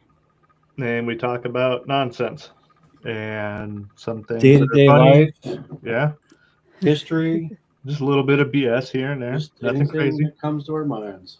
Yeah. Yep. Go subscribe. Go subscribe and then come back. Yeah, you know what? Here's my issue. I have one of those as well that says booze and body cams right here. But whatever I need to have you press the button on my camera because I get blurry and then it's not in focus. So I don't know what to do. And I can't reach the camera. And if I reach the camera, then it focuses like here instead of here. Right. Well, it's not going to read the. It's not. You're not going to be able to read it. And press the button. Just because of how far away it is and with the LEDs. Yeah, I can't do it from here. But I had to finagle mine just a little bit in order to be able to see it the way it's supposed to. I was going to say press the button so you can see what happens when you get a donation, but that's what it does. Mine does the same thing. I don't know how to work it. But Poopy Star in the chat sent us those. I don't know how to work mine. Anywho. Cerebral Tackle says, Mr. Zed is a cool dude, and I only know of Mrs. 3? No. But if he, I have no idea what you're trying to say here. But if he landed her, he must be okay. So props. Opposite. See, KTZed and Mr. Zed. And then Mr. 3 is there. And Mrs. 3, I don't think you have met yet. Nope. Maybe someday. Maybe. Have you heard of this case out of Oklahoma of this kid who committed adult crimes on teenage girls and was facing 87, I believe, years in prison for the adult crimes he committed against these women? And the judge and the prosecutors in the case decided that it'd be a good idea to charge him as a minor, even though he committed adult crimes, and give him probation. Have you heard of this? I have heard of similar situations. I don't know if I have heard of this particular one. Chat, have you heard of it? Do you know what I'm talking about? They'll let me know. I'll play it so you guys can see what's happening. TJ Ecker with 2 News, following a case in Stillwater that's gained widespread attention on social media. A high school student's pleading no contest to several rape and domestic assault charges. Jesse Butler was arrested back in March on 10 rape-related charges involving 2 underage girls. Investigators say the crimes happened over multiple months in 2024 when Butler was around 17 years old. Victim statements from both girls say Butler forced them to perform sexual acts, and both say Butler strangled them to the point of unconsciousness. The case now sparking outrage online after prosecutors reclassified him as a youthful offender despite initially charging him as an adult. I talked with Kimberly Jantz with the Tulsa County DA's Juvenile Division about how that process works and what factors can lead to such a decision. This is an area of law that is incredibly complicated. The biggest factors are what was the crime and what is the age of the defendant. Jantz didn't speak specifically about Butler's case since it didn't happen in Tulsa County, but says the most significant change that can come deals with sentencing. Butler originally sentenced to 78 years in prison. That changes as a youthful offender, or YO. Wanting to do the YO aspect gives you the possibility of rehabilitating yourself before having to serve a long sentence in the Department of Corrections. We reached out to the Payne County District Attorney, Butler's attorney, and the Office of Juvenile Affairs, but haven't heard back. I'm TJ Ecker with 2 News Oklahoma.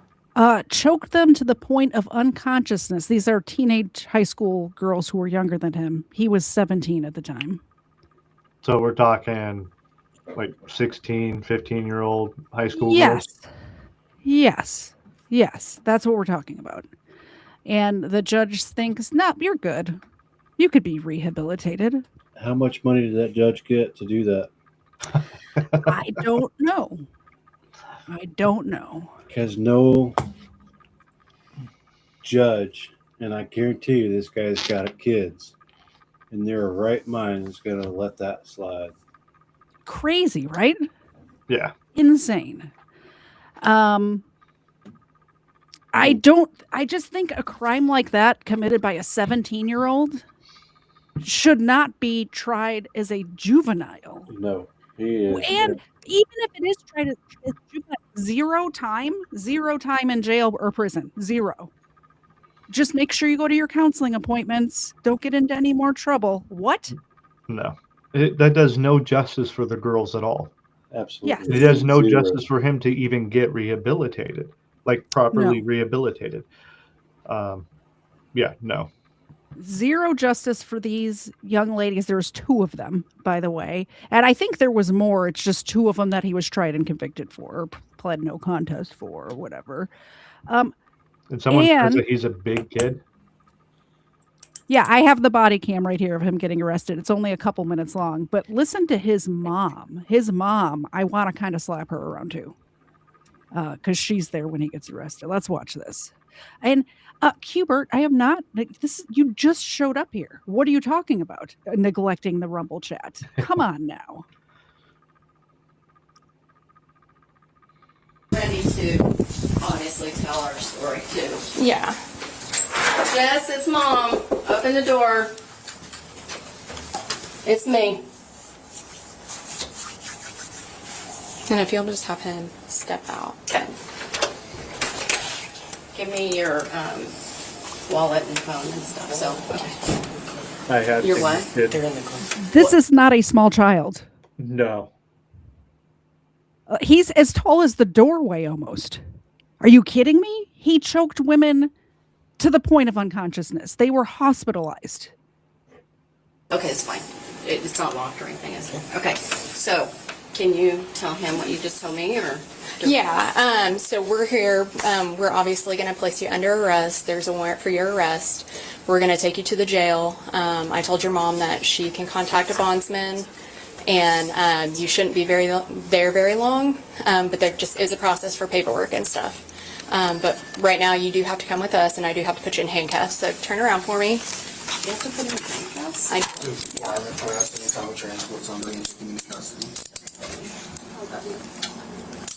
You know we're going to win this. It's okay. Yeah. You see what she said there? You know we're going to win this, is what the mom just whispered to him as they're putting the handcuffs on him. You know we're going to win this. Yeah, apparently they did win. because yeah, exactly, Mr. 3, exactly. Oh, I'm having a drink. I'm having a drink right now. I don't care if you guys donate $20 or not, but this is just pissing me off so freaking much. Cheers, y'all. We're gonna win this. He's a bright mind. He's not stupid. He should have to pay for the girls' therapy, by the way, for the rest of their lives. It's okay. Yeah.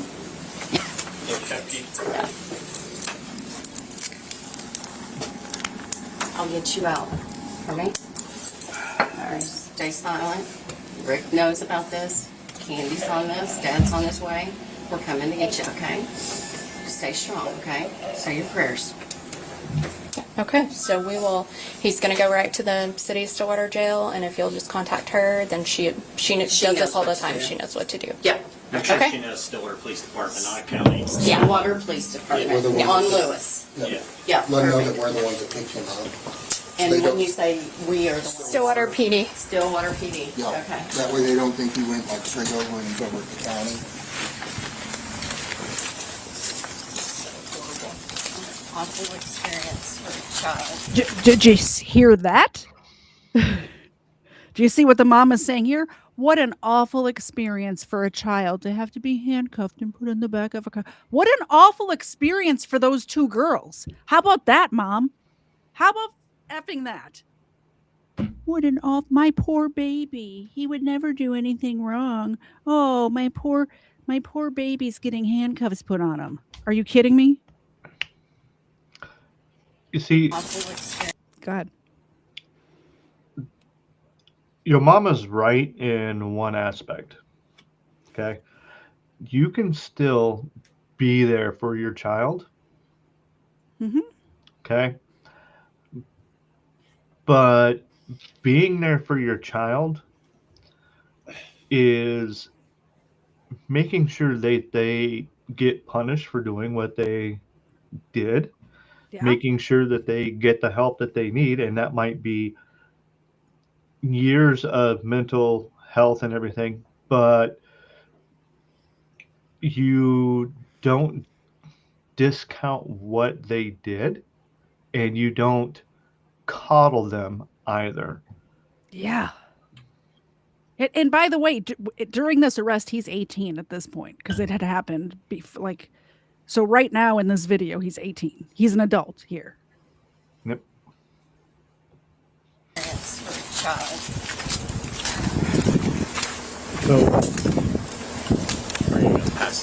Sorry, did you say something? Go ahead. So that means that he was already under investigation prior to this. Yeah. Yeah, they had to do the investigation. He had a birthday while they were doing the investigation. Turned 18.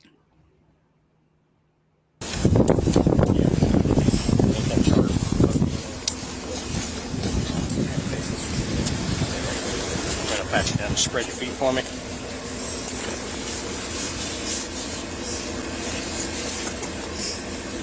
Nothing in your socks. Love you, Jess. See you in a bit. Crazy, right? The privileged kid from a... I really couldn't believe this story when I first heard it. I could not fathom how this happened. The only thing he's sorry about is the fact that he got caught. Yeah. You can see that in his eyes. You can see it in his face. Exactly. So the community's a little upset, as am I. And I can't even imagine how I would feel if this was happening in my community. I'd be right out here with these people.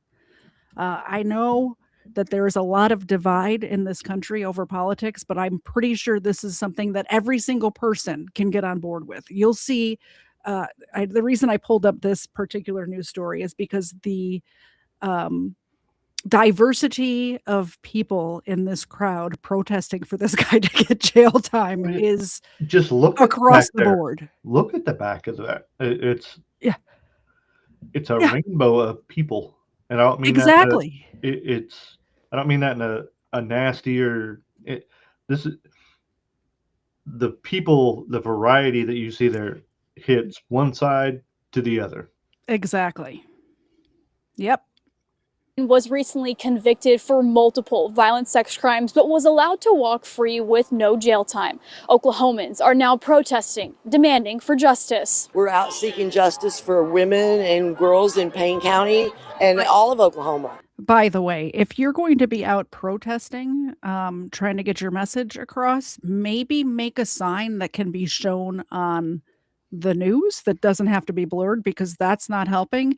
And I'm sure whatever she put on this sign could have been said in a way that her message could have gotten out. And honestly, I want to hear what she has to say, because she's on the same side as I am on this anyway, right? Yep, yeah, absolutely. Oklahoma.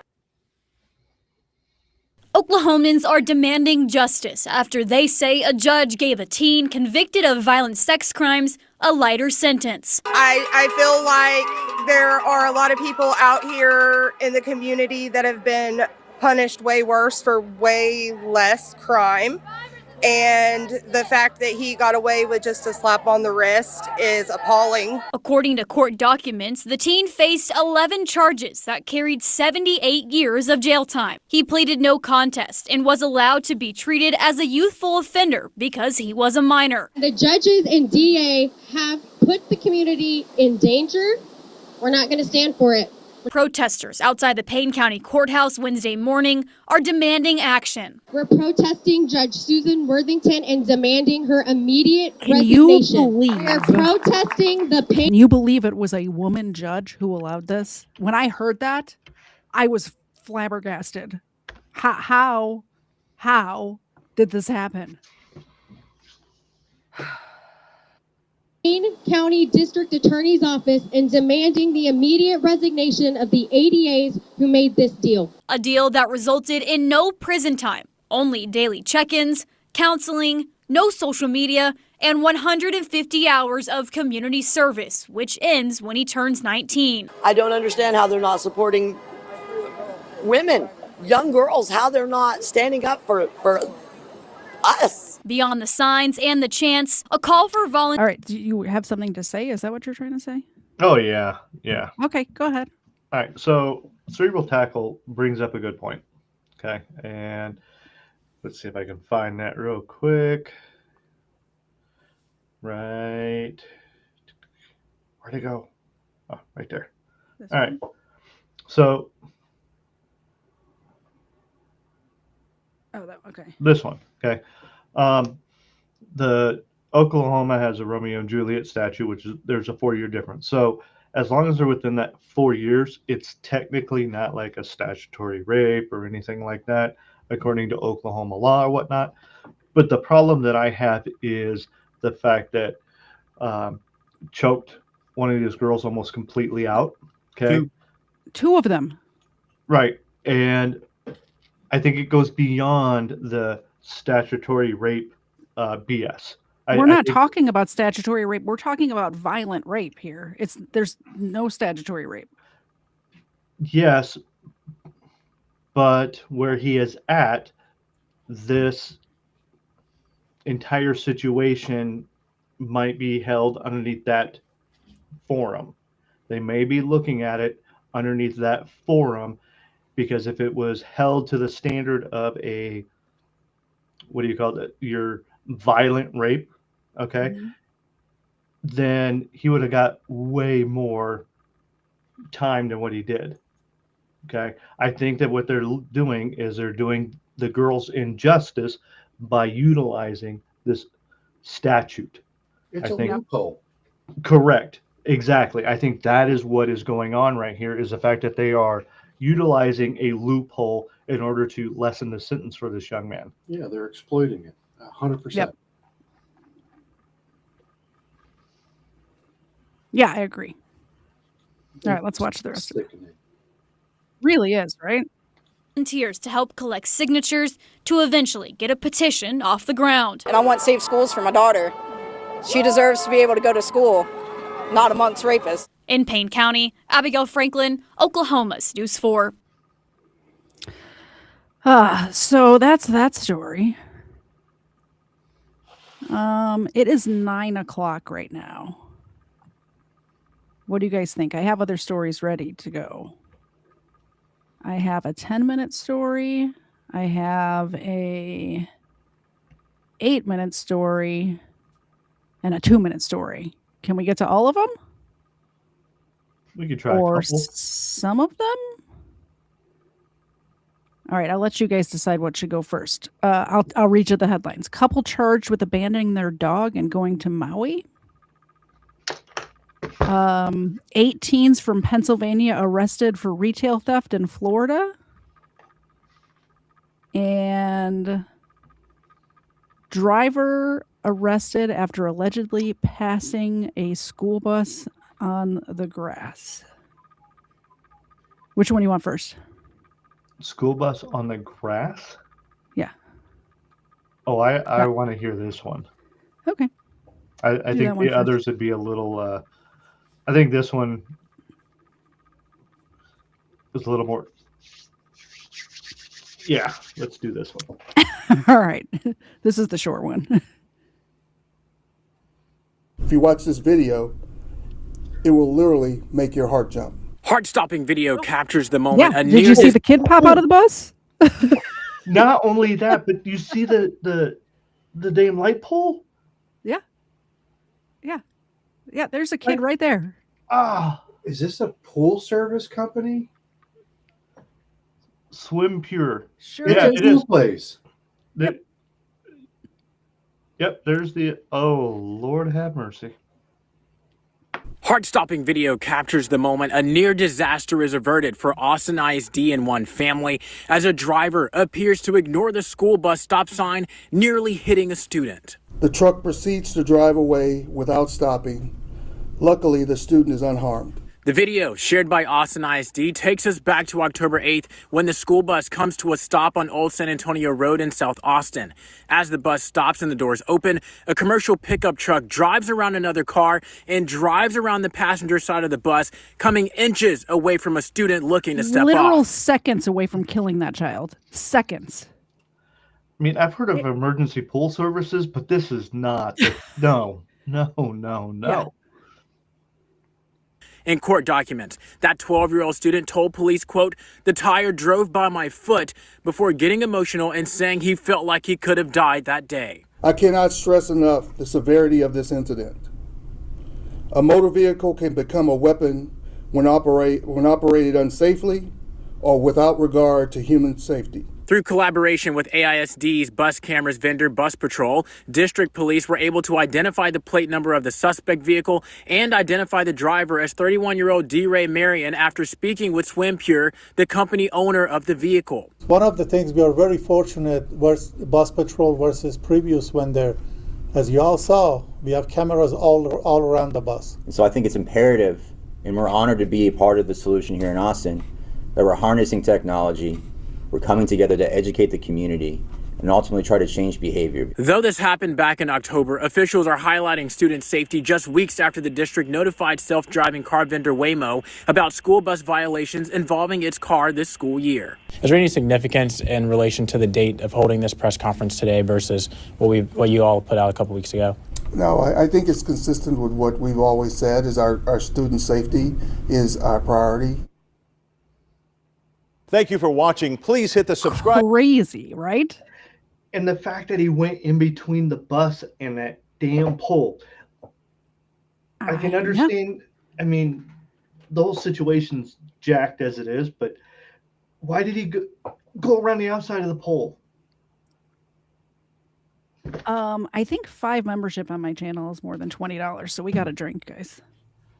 I'm going to give out dog treats too, but I'm pretty sure, Erica will correct me if I'm wrong, but I kind of wanted to have another drink anyway, because watching these people destroy children is a little like I need a drink.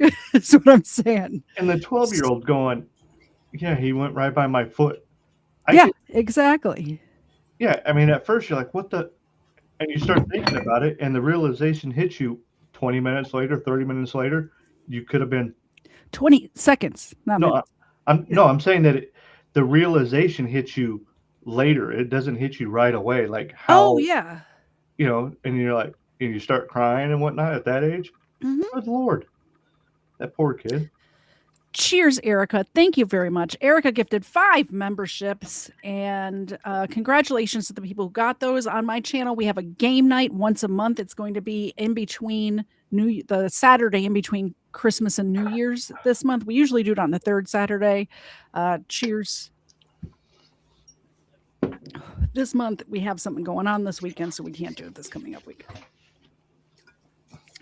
But the in between Christmas and New Year's, we will have that game night. And I'm going to pass out some chicken hearts for the dogs as well. I know Erica loves Xena, so we have Xena on the screen right now. Xena, do you want a chicken heart? Mr. 3, we didn't hear anything about you about this bus.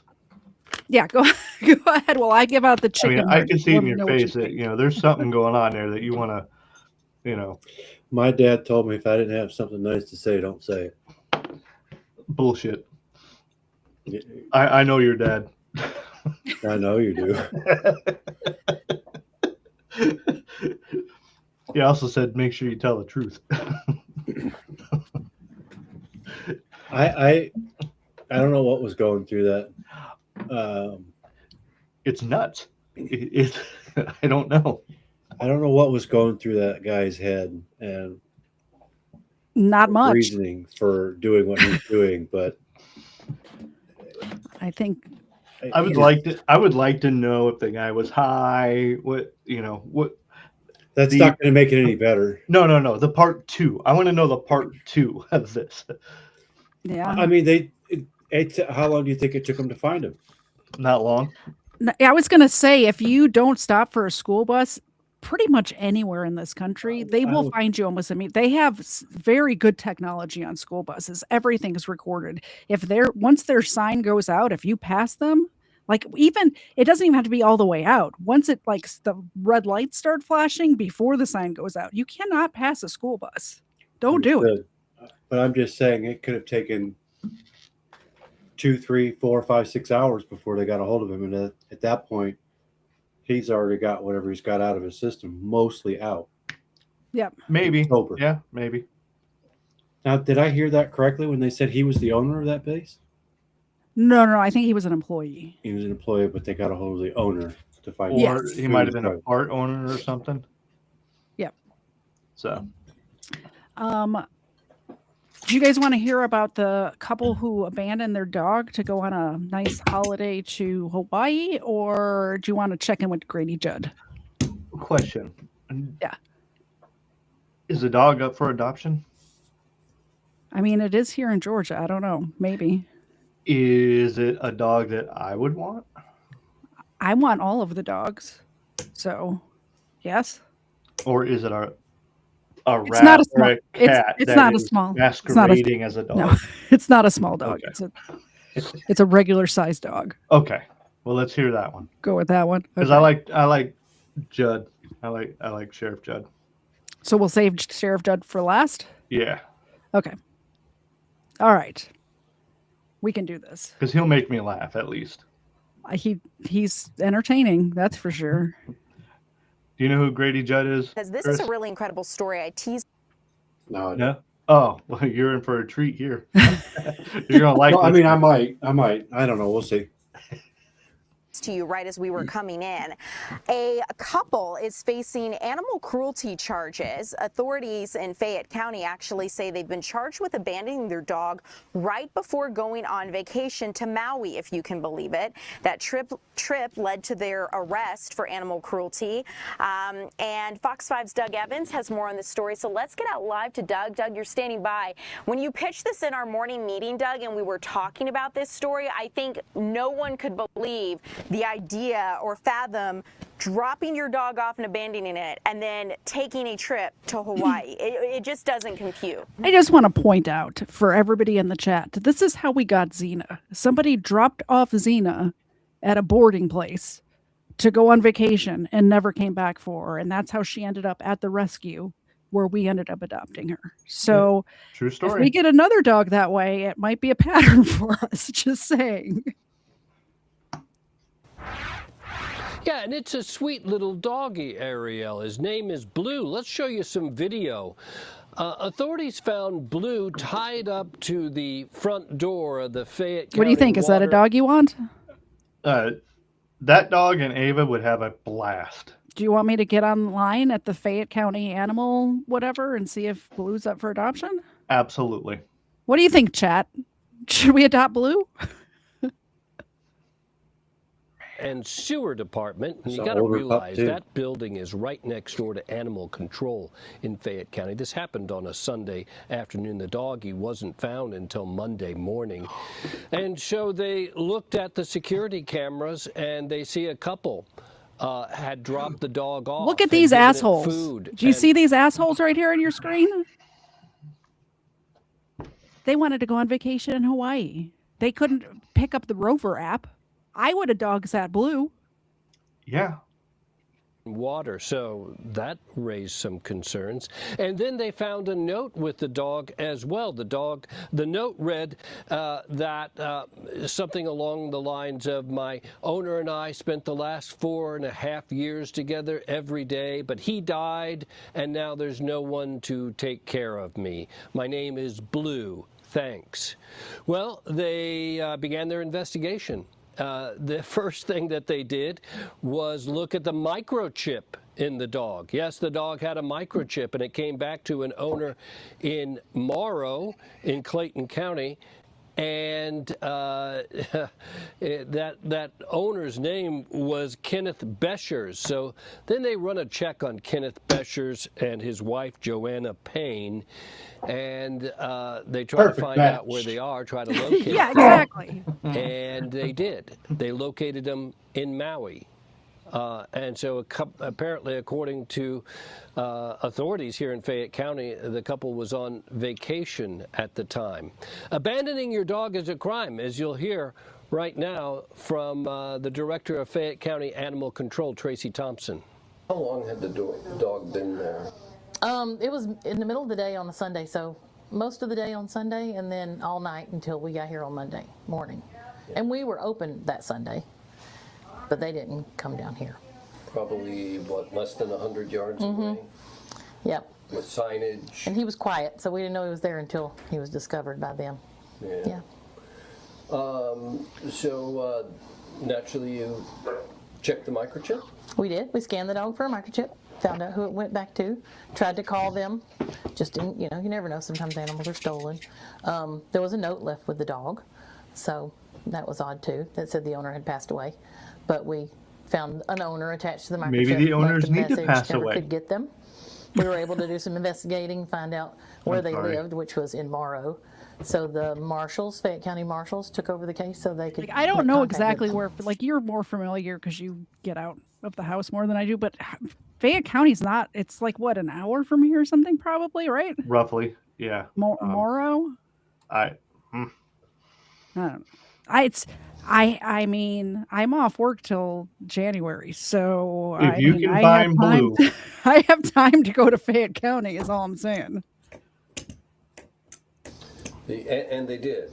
They did. It took a minute because they had discovered that they were on vacation in Maui, so they had to wait till they came back.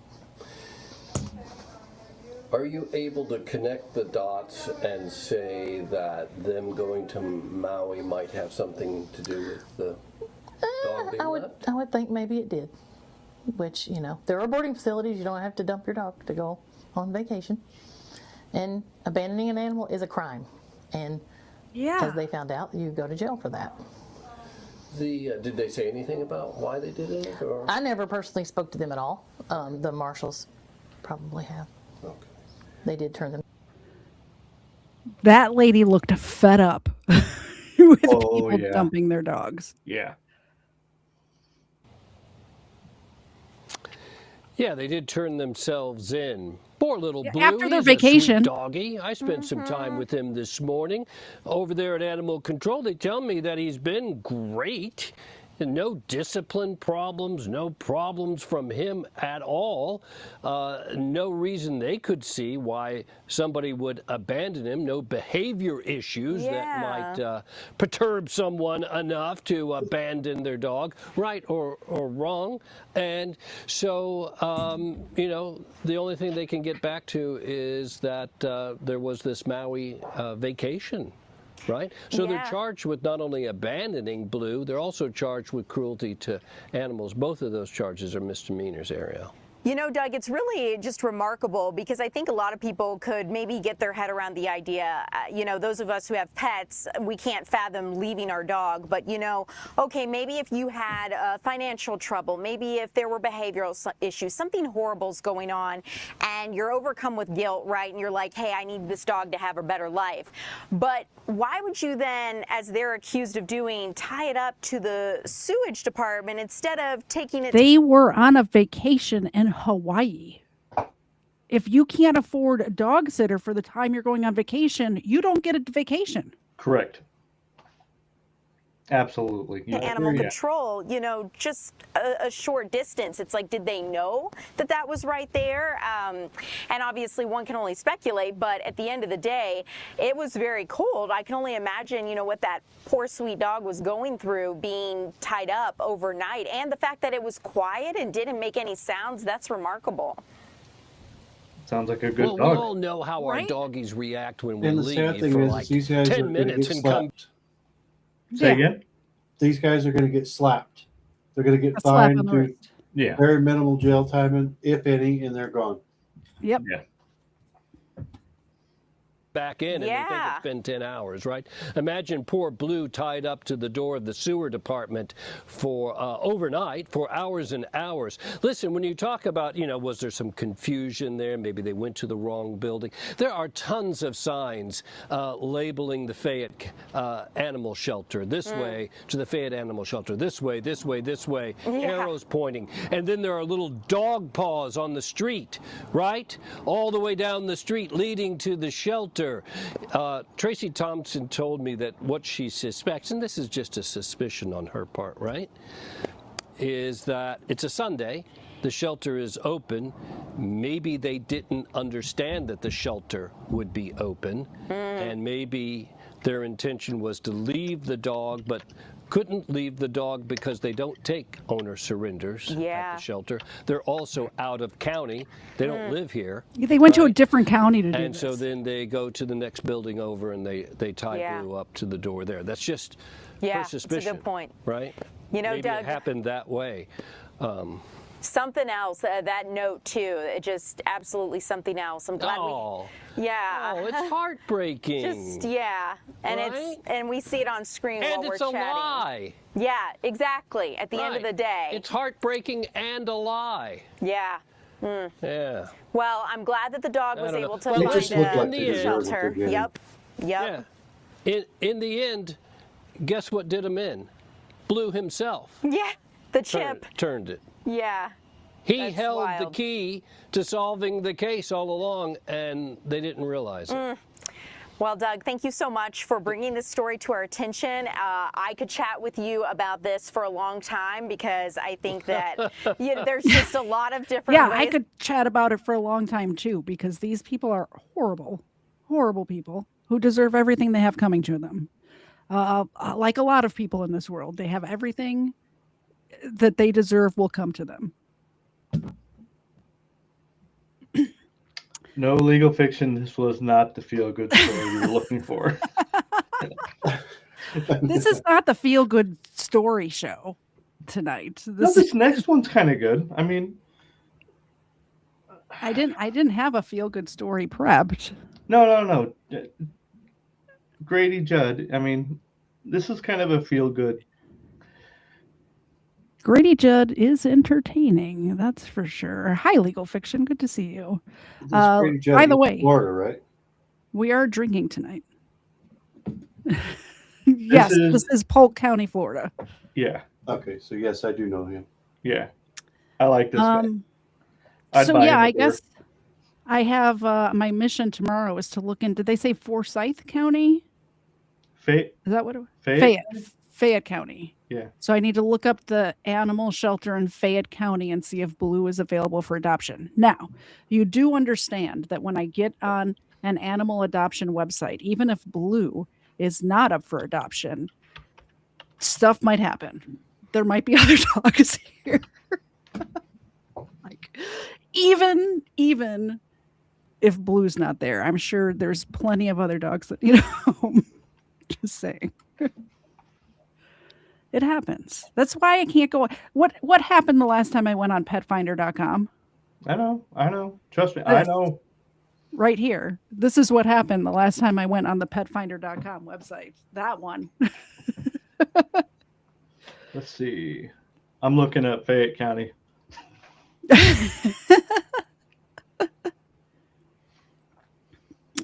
Legal Fiction wants to know if he can pet that dog. Of course you can pet that dog. I'm on the wrong. Oh, Lord have mercy. I need to. I'm not on the Booze and Body Cams one, so I don't have that video. There we go. Found it. Can I pet that dog? No. Can I pet that dog? No. Can I pet that dog? No, he's sleeping. Can I pet that dog?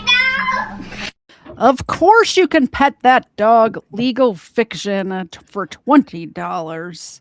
And as you just saw in that last story, we might have extra dogs here to pet next week. Who knows?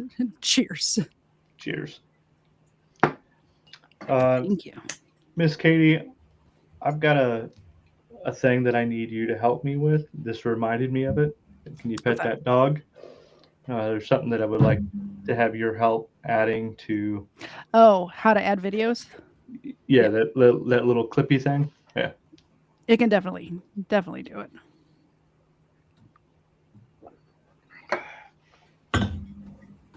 All right. Last story. I do have to say, does not bode well for the harassment claims to come in with sock accounts. Y'all just screenshot before you kick people. That's all I'm asking. All right, so this is out of Polk County, Florida, and this is Sheriff Grady Judd. Let's see what he has to say. Hello, everyone. Thank you for being with us today. I think I have a very interesting press conference. First and foremost, I want to compliment the Cocoa Tigers. They won the championship after finishing the season 15-0. It was the Atlantic Coast Youth Athletics Association. And they beat the Thoroughbreds 26-6. I mean, they didn't just beat them, they ran over them. And the Thoroughbreds were from Philadelphia, Pennsylvania. So, Cocoa Tigers, you did it the right way. That's teamwork with great young men doing the right thing.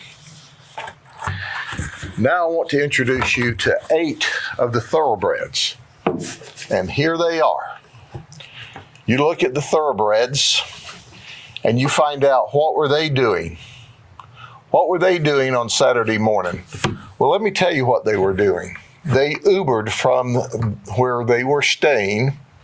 They had come from Philadelphia, Pennsylvania, down to the Dick's Sporting Good in Posner Park. Not only did they Uber down there to shop, they had no intentions of paying for their product.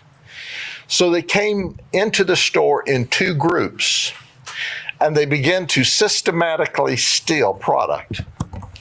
And that's exactly what they did. They stole, and they stole, and they stole, and they stole, and they stole. Yeah. How do you like that? This is everything that they stole. And guess what? As we've said before, you can't go any place, anytime that you're not on a camera. So Dick's Sporting Goods knows that they're stealing because they're watching this systematic, organized theft ring called a football team. Now, not only did they steal 47 items,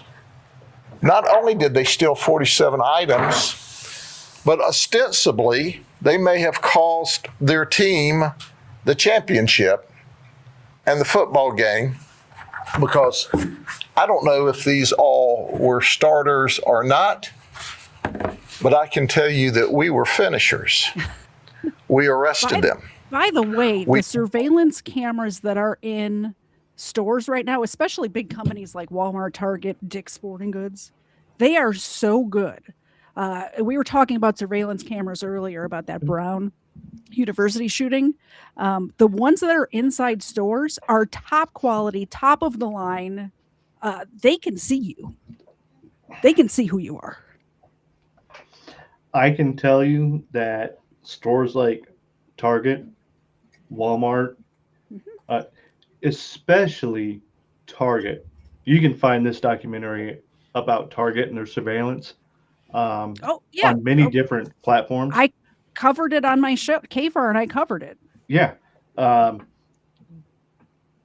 camera system that they have is beyond what you would expect a convenience store or grocery store, or even like it is so advanced, it's unreal, because of the fact that what do you think, like 2% of what Target or Walmart has is set aside for theft. They've already calculated that in, so they take that money and they automatically put it into the surveillance so they can get these criminals that are coming in and snatching thousands upon thousands of dollars, and they're helping with law enforcement. Yeah. Target has 2 crime labs in the United States. One in Minneapolis? I think it's in I'm not sure where they are, but I do know that the local police in Texas, I believe it was, asked the Target crime lab to help them solve crimes. Oh yeah. And they did, because their technology is so much more advanced than the government has. So well, they're also private, so they can put things in rotation a little bit quicker than what the government can. So I think it was an arson case that they helped solve. Not only arson, but they're able to do fingerprints, blood work, and stuff like that. Yeah. And you're like, wait, this is Target? Yeah, they've got this. We took them to the Juvenile Assessment Center, and we put them in lockup. But I want to introduce you to their coach. His name's Raynon Bynes, B-Y-N-E-S.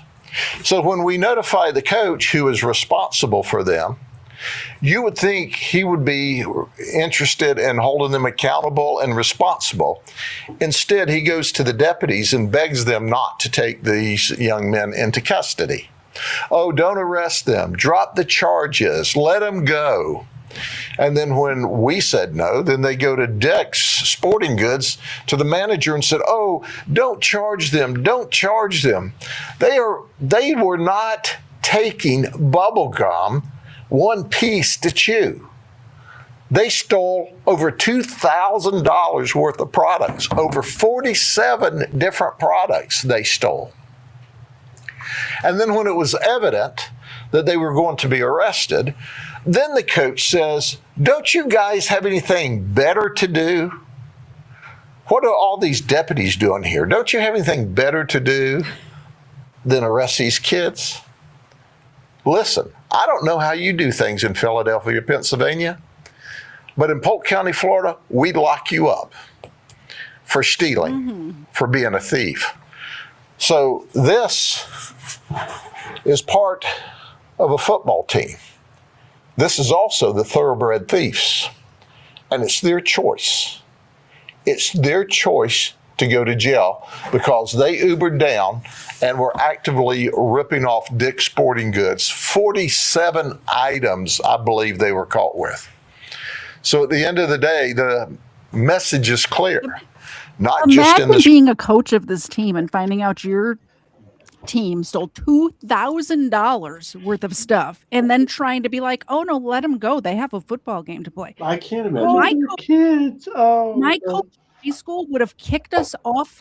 You wouldn't have played for the rest of your high school career if you got caught shoplifting on a. I don't even know, probably even if it wasn't on a school outing. One of my coaches was an old school Marine, and he would have whooped the shit out of us. Yeah. And the school would have done nothing about it. True. It's a different time back then. It was a different time. I can remember getting wrapped on the hands with a ruler when I was. I have a scar on the back of my hand from a nun hitting me with a ruler. We had a principal that had a paddle that he called Mr. Green, and it had holes drilled into it so that it was faster going through the air, less wind aerodynamic. Yeah. Aerodynamic. Cerebral tackle for $20. We busted 6 females called the Bowheads. It took 6 companies with several teams a year with great cameras. They knew when to ditch and run. They had a lookout system. Target created that lab out of that case. Wow, I had no idea, Cerebral tackle. That's awesome. Yeah, that lab that Target has is very, very high tech. Very advanced. Thank you for the $20 super chat. Amazing. All right, let's get back to Grady. Christmas season, but anytime. All of these stores have cameras, and we have relationships with all of these stores. If you come here to Polk County and steal, there's no notices to appear, there's no warnings. You're in handcuffs and taken to the county jail or taken to juvenile lockup, period. You don't want to go to jail? You don't want to go to juvenile lockup? Don't steal. We didn't choose to arrest you. You chose to be arrested. And that's the way it is. And for the coach, you're way off base here, buddy. Way off base. You're the ultimate loser. If you'd been coaching these kids upright, if you knew where they were, if you didn't allow them to Uber away, they would have played in a ball game Saturday night. So you have a compare and contrast here. Let me tell you, this is the heroes. This is the coach and the team that did it right. And I'm so proud of them. And I'm proud of their 15-0 season. That's a great group of young men there. And this was their opponent Saturday night, absent these 8 guys. Because, you know, it's hard to be on the football field when you're locked up. Is there any questions? Sheriff, is this type of organized crime, is this something you see a lot this time of year? Do you know we see theft go up around the Christmas times for obvious reasons? There's a lot of people that need product for gifts in small order. I am hugely frustrated with this. The coaching, the supervision wasn't there, or these kids wouldn't have been running wild. These kids knew better. Maybe you steal stuff in Philadelphia, Pennsylvania and get away with it. Hey, here's a note to people in Philadelphia, Pennsylvania.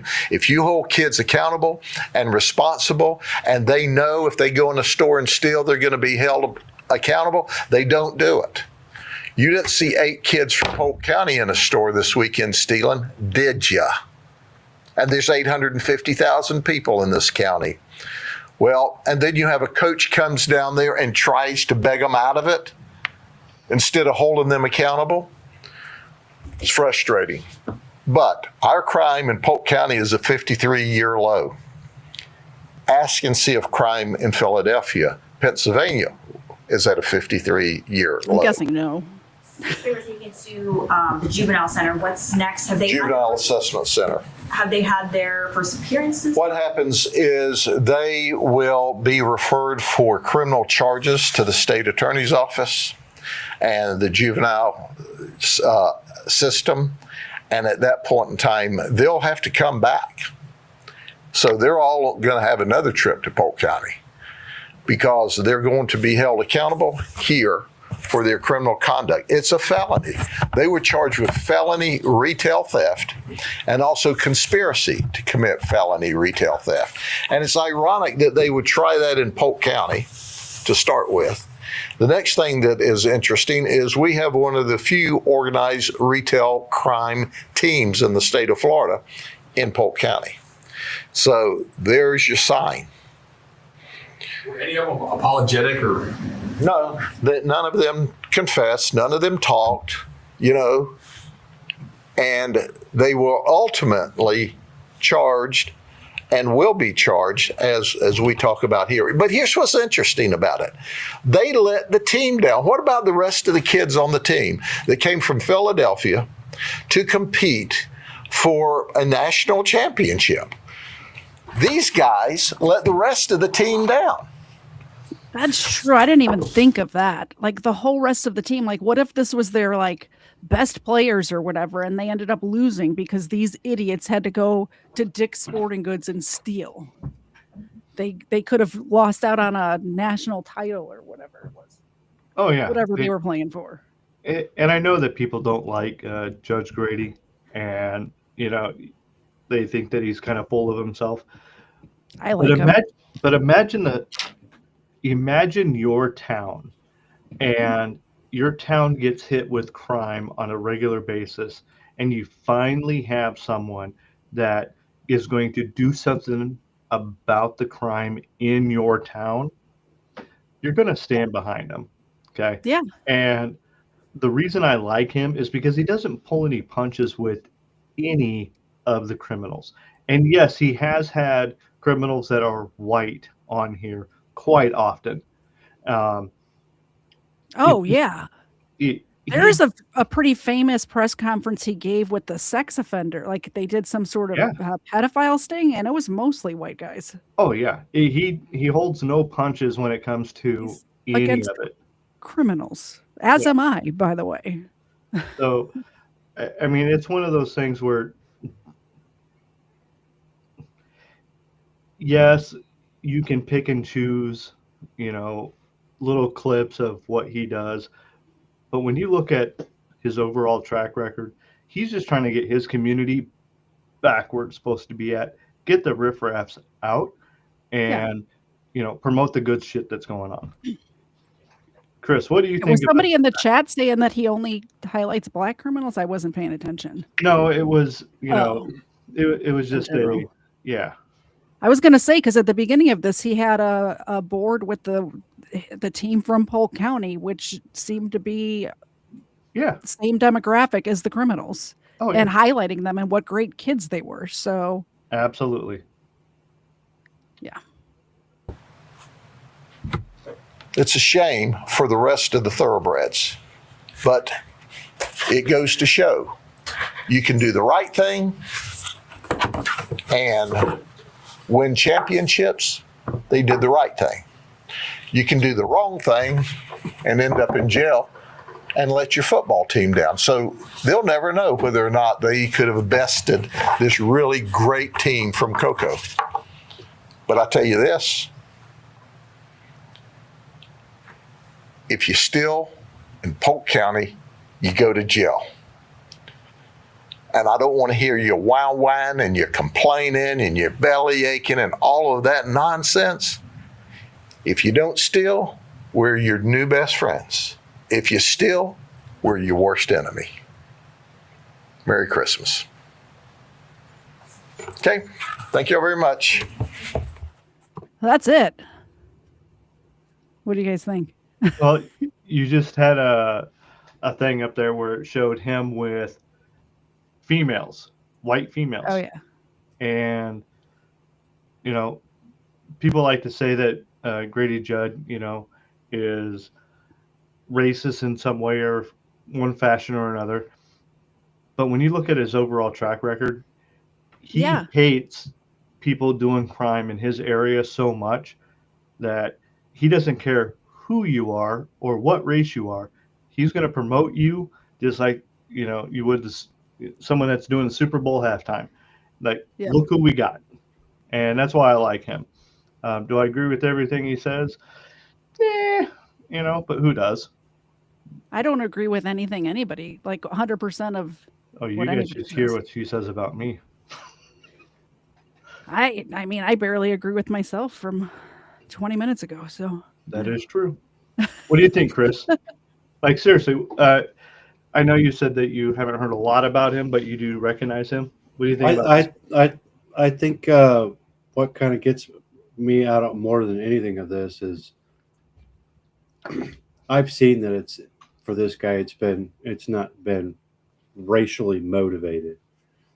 Okay, so No. this guy, Yeah. I think this guy is probably producing these just to kind of help ward off would-be, wannabe criminals. Oh, in his area? Absolutely. Yeah. I agree with you. With that being said, I agree with what he's doing personally. What I don't agree with is their coach. I think their coach is a disgrace. Crazy, right? I think that guy needs to be pulled and never be allowed to coach kids again. Yeah. If you're going to go to those 8 students that were caught in a different state stealing On a school function, probably on the function. school's dime, Absolutely 100%. This guy needs to go. At least subsidized. I mean, I'm sure, like, I know when I traveled for sports and stuff in high school, like, my parents had to pay for some of it, but it's subsidized by the school, Yeah.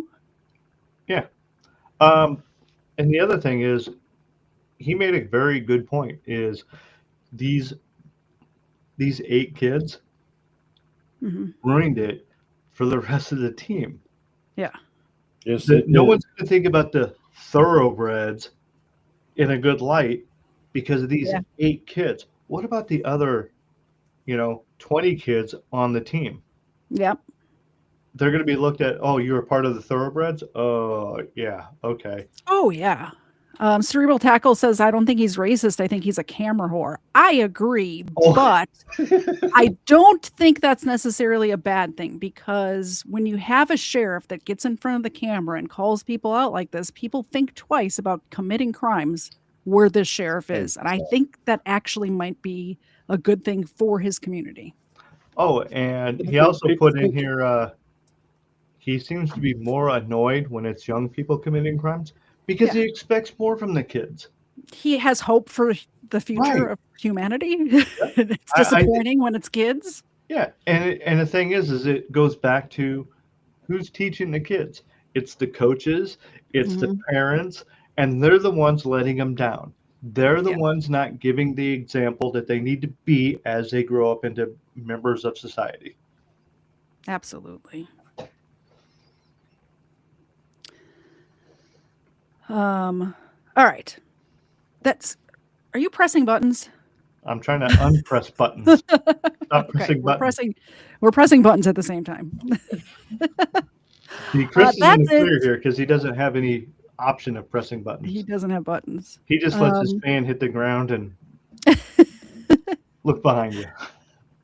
That's it. That's the show. Did you guys enjoy having a Monday? My fan hit the ground. Look behind you. That's my air purifier. Oh, it looked like a box fan on the ground blowing dust into the air. No, Mrs. 3 put that in the other night when he lit up a cigar inside the house. She ducked his her head house. in. It's his. He's allowed. I don't think that's how it works, honey.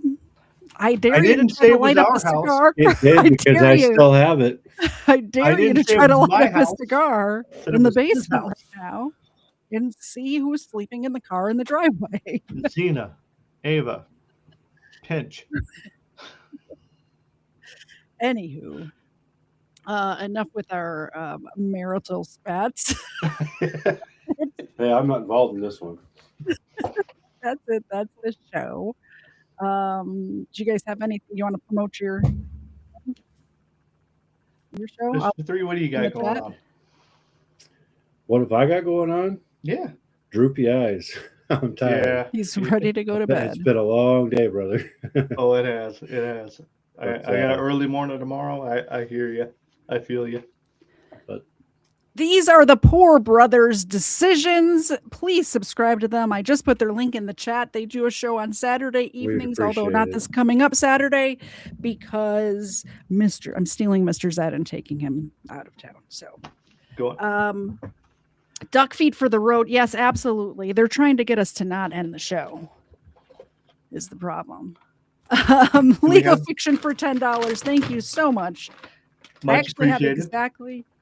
No, there's 4. I was going to say I thought I had exactly 3 duck feed in here, but I have 4.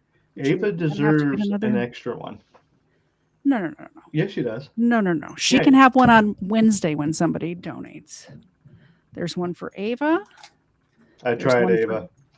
for Leia. And Zena. I got to get another bottle. I know. Yeah. Look, I'm almost out of that. Oh, look at that. Knob Creek's gone. Almost. Did you guys decide when your next show is going to be, since it will not be on Saturday evening? We haven't decided 100%, but I think it's going to be on Monday. Okay. After we get back. So like a week from today. Correct. I think it'll be a week from today if he's up for it. But again, we haven't decided for it, exactly due to, logistics. And I'm assuming it's not going to go till 10 o'clock like my show does. No. I don't understand. People are just neglected over there in the Rumble chat, but I'm in the Rumble chat right now, and I'm not neglecting you. KTZed hates Rumble. I think he just does that because he knows that Is he I'm the like, only oh one no, over am I missing something over there? Is he the only one over there? He is, yeah. Hey, Q, keep it up. I respect it. I respect the game. Erica did pop in there a second ago too. But I wish more people would watch on Rumble, because Rumble takes 20% instead of 30%. So if you guys Rumble rant instead of Super Chat, that's great. Just saying. Anywho, that's it. That's the show. I'm going to press the buttons to end the show. Subscribe to Poor Brothers. It is in the chat several times. I'll put it in there one more time just to be sure if you guys want it. And I will be back here Wednesday night at 8 p.m. Eastern with my co-host Kfar for another episode of Booze and Body Cams. See you guys then. Bye, guys. We love you. Yeah, thanks for having us. Look forward, cause the salt is back. Swear to God, I'm at the cul-de-sac. Yeah, I'm used to rubbing lamps in my sultan's hat. And now it's all back to this cul-de-sac. Don't know what's ahead, but you can't look back. Lot's wife is just salty Jack. You got them handshake deals.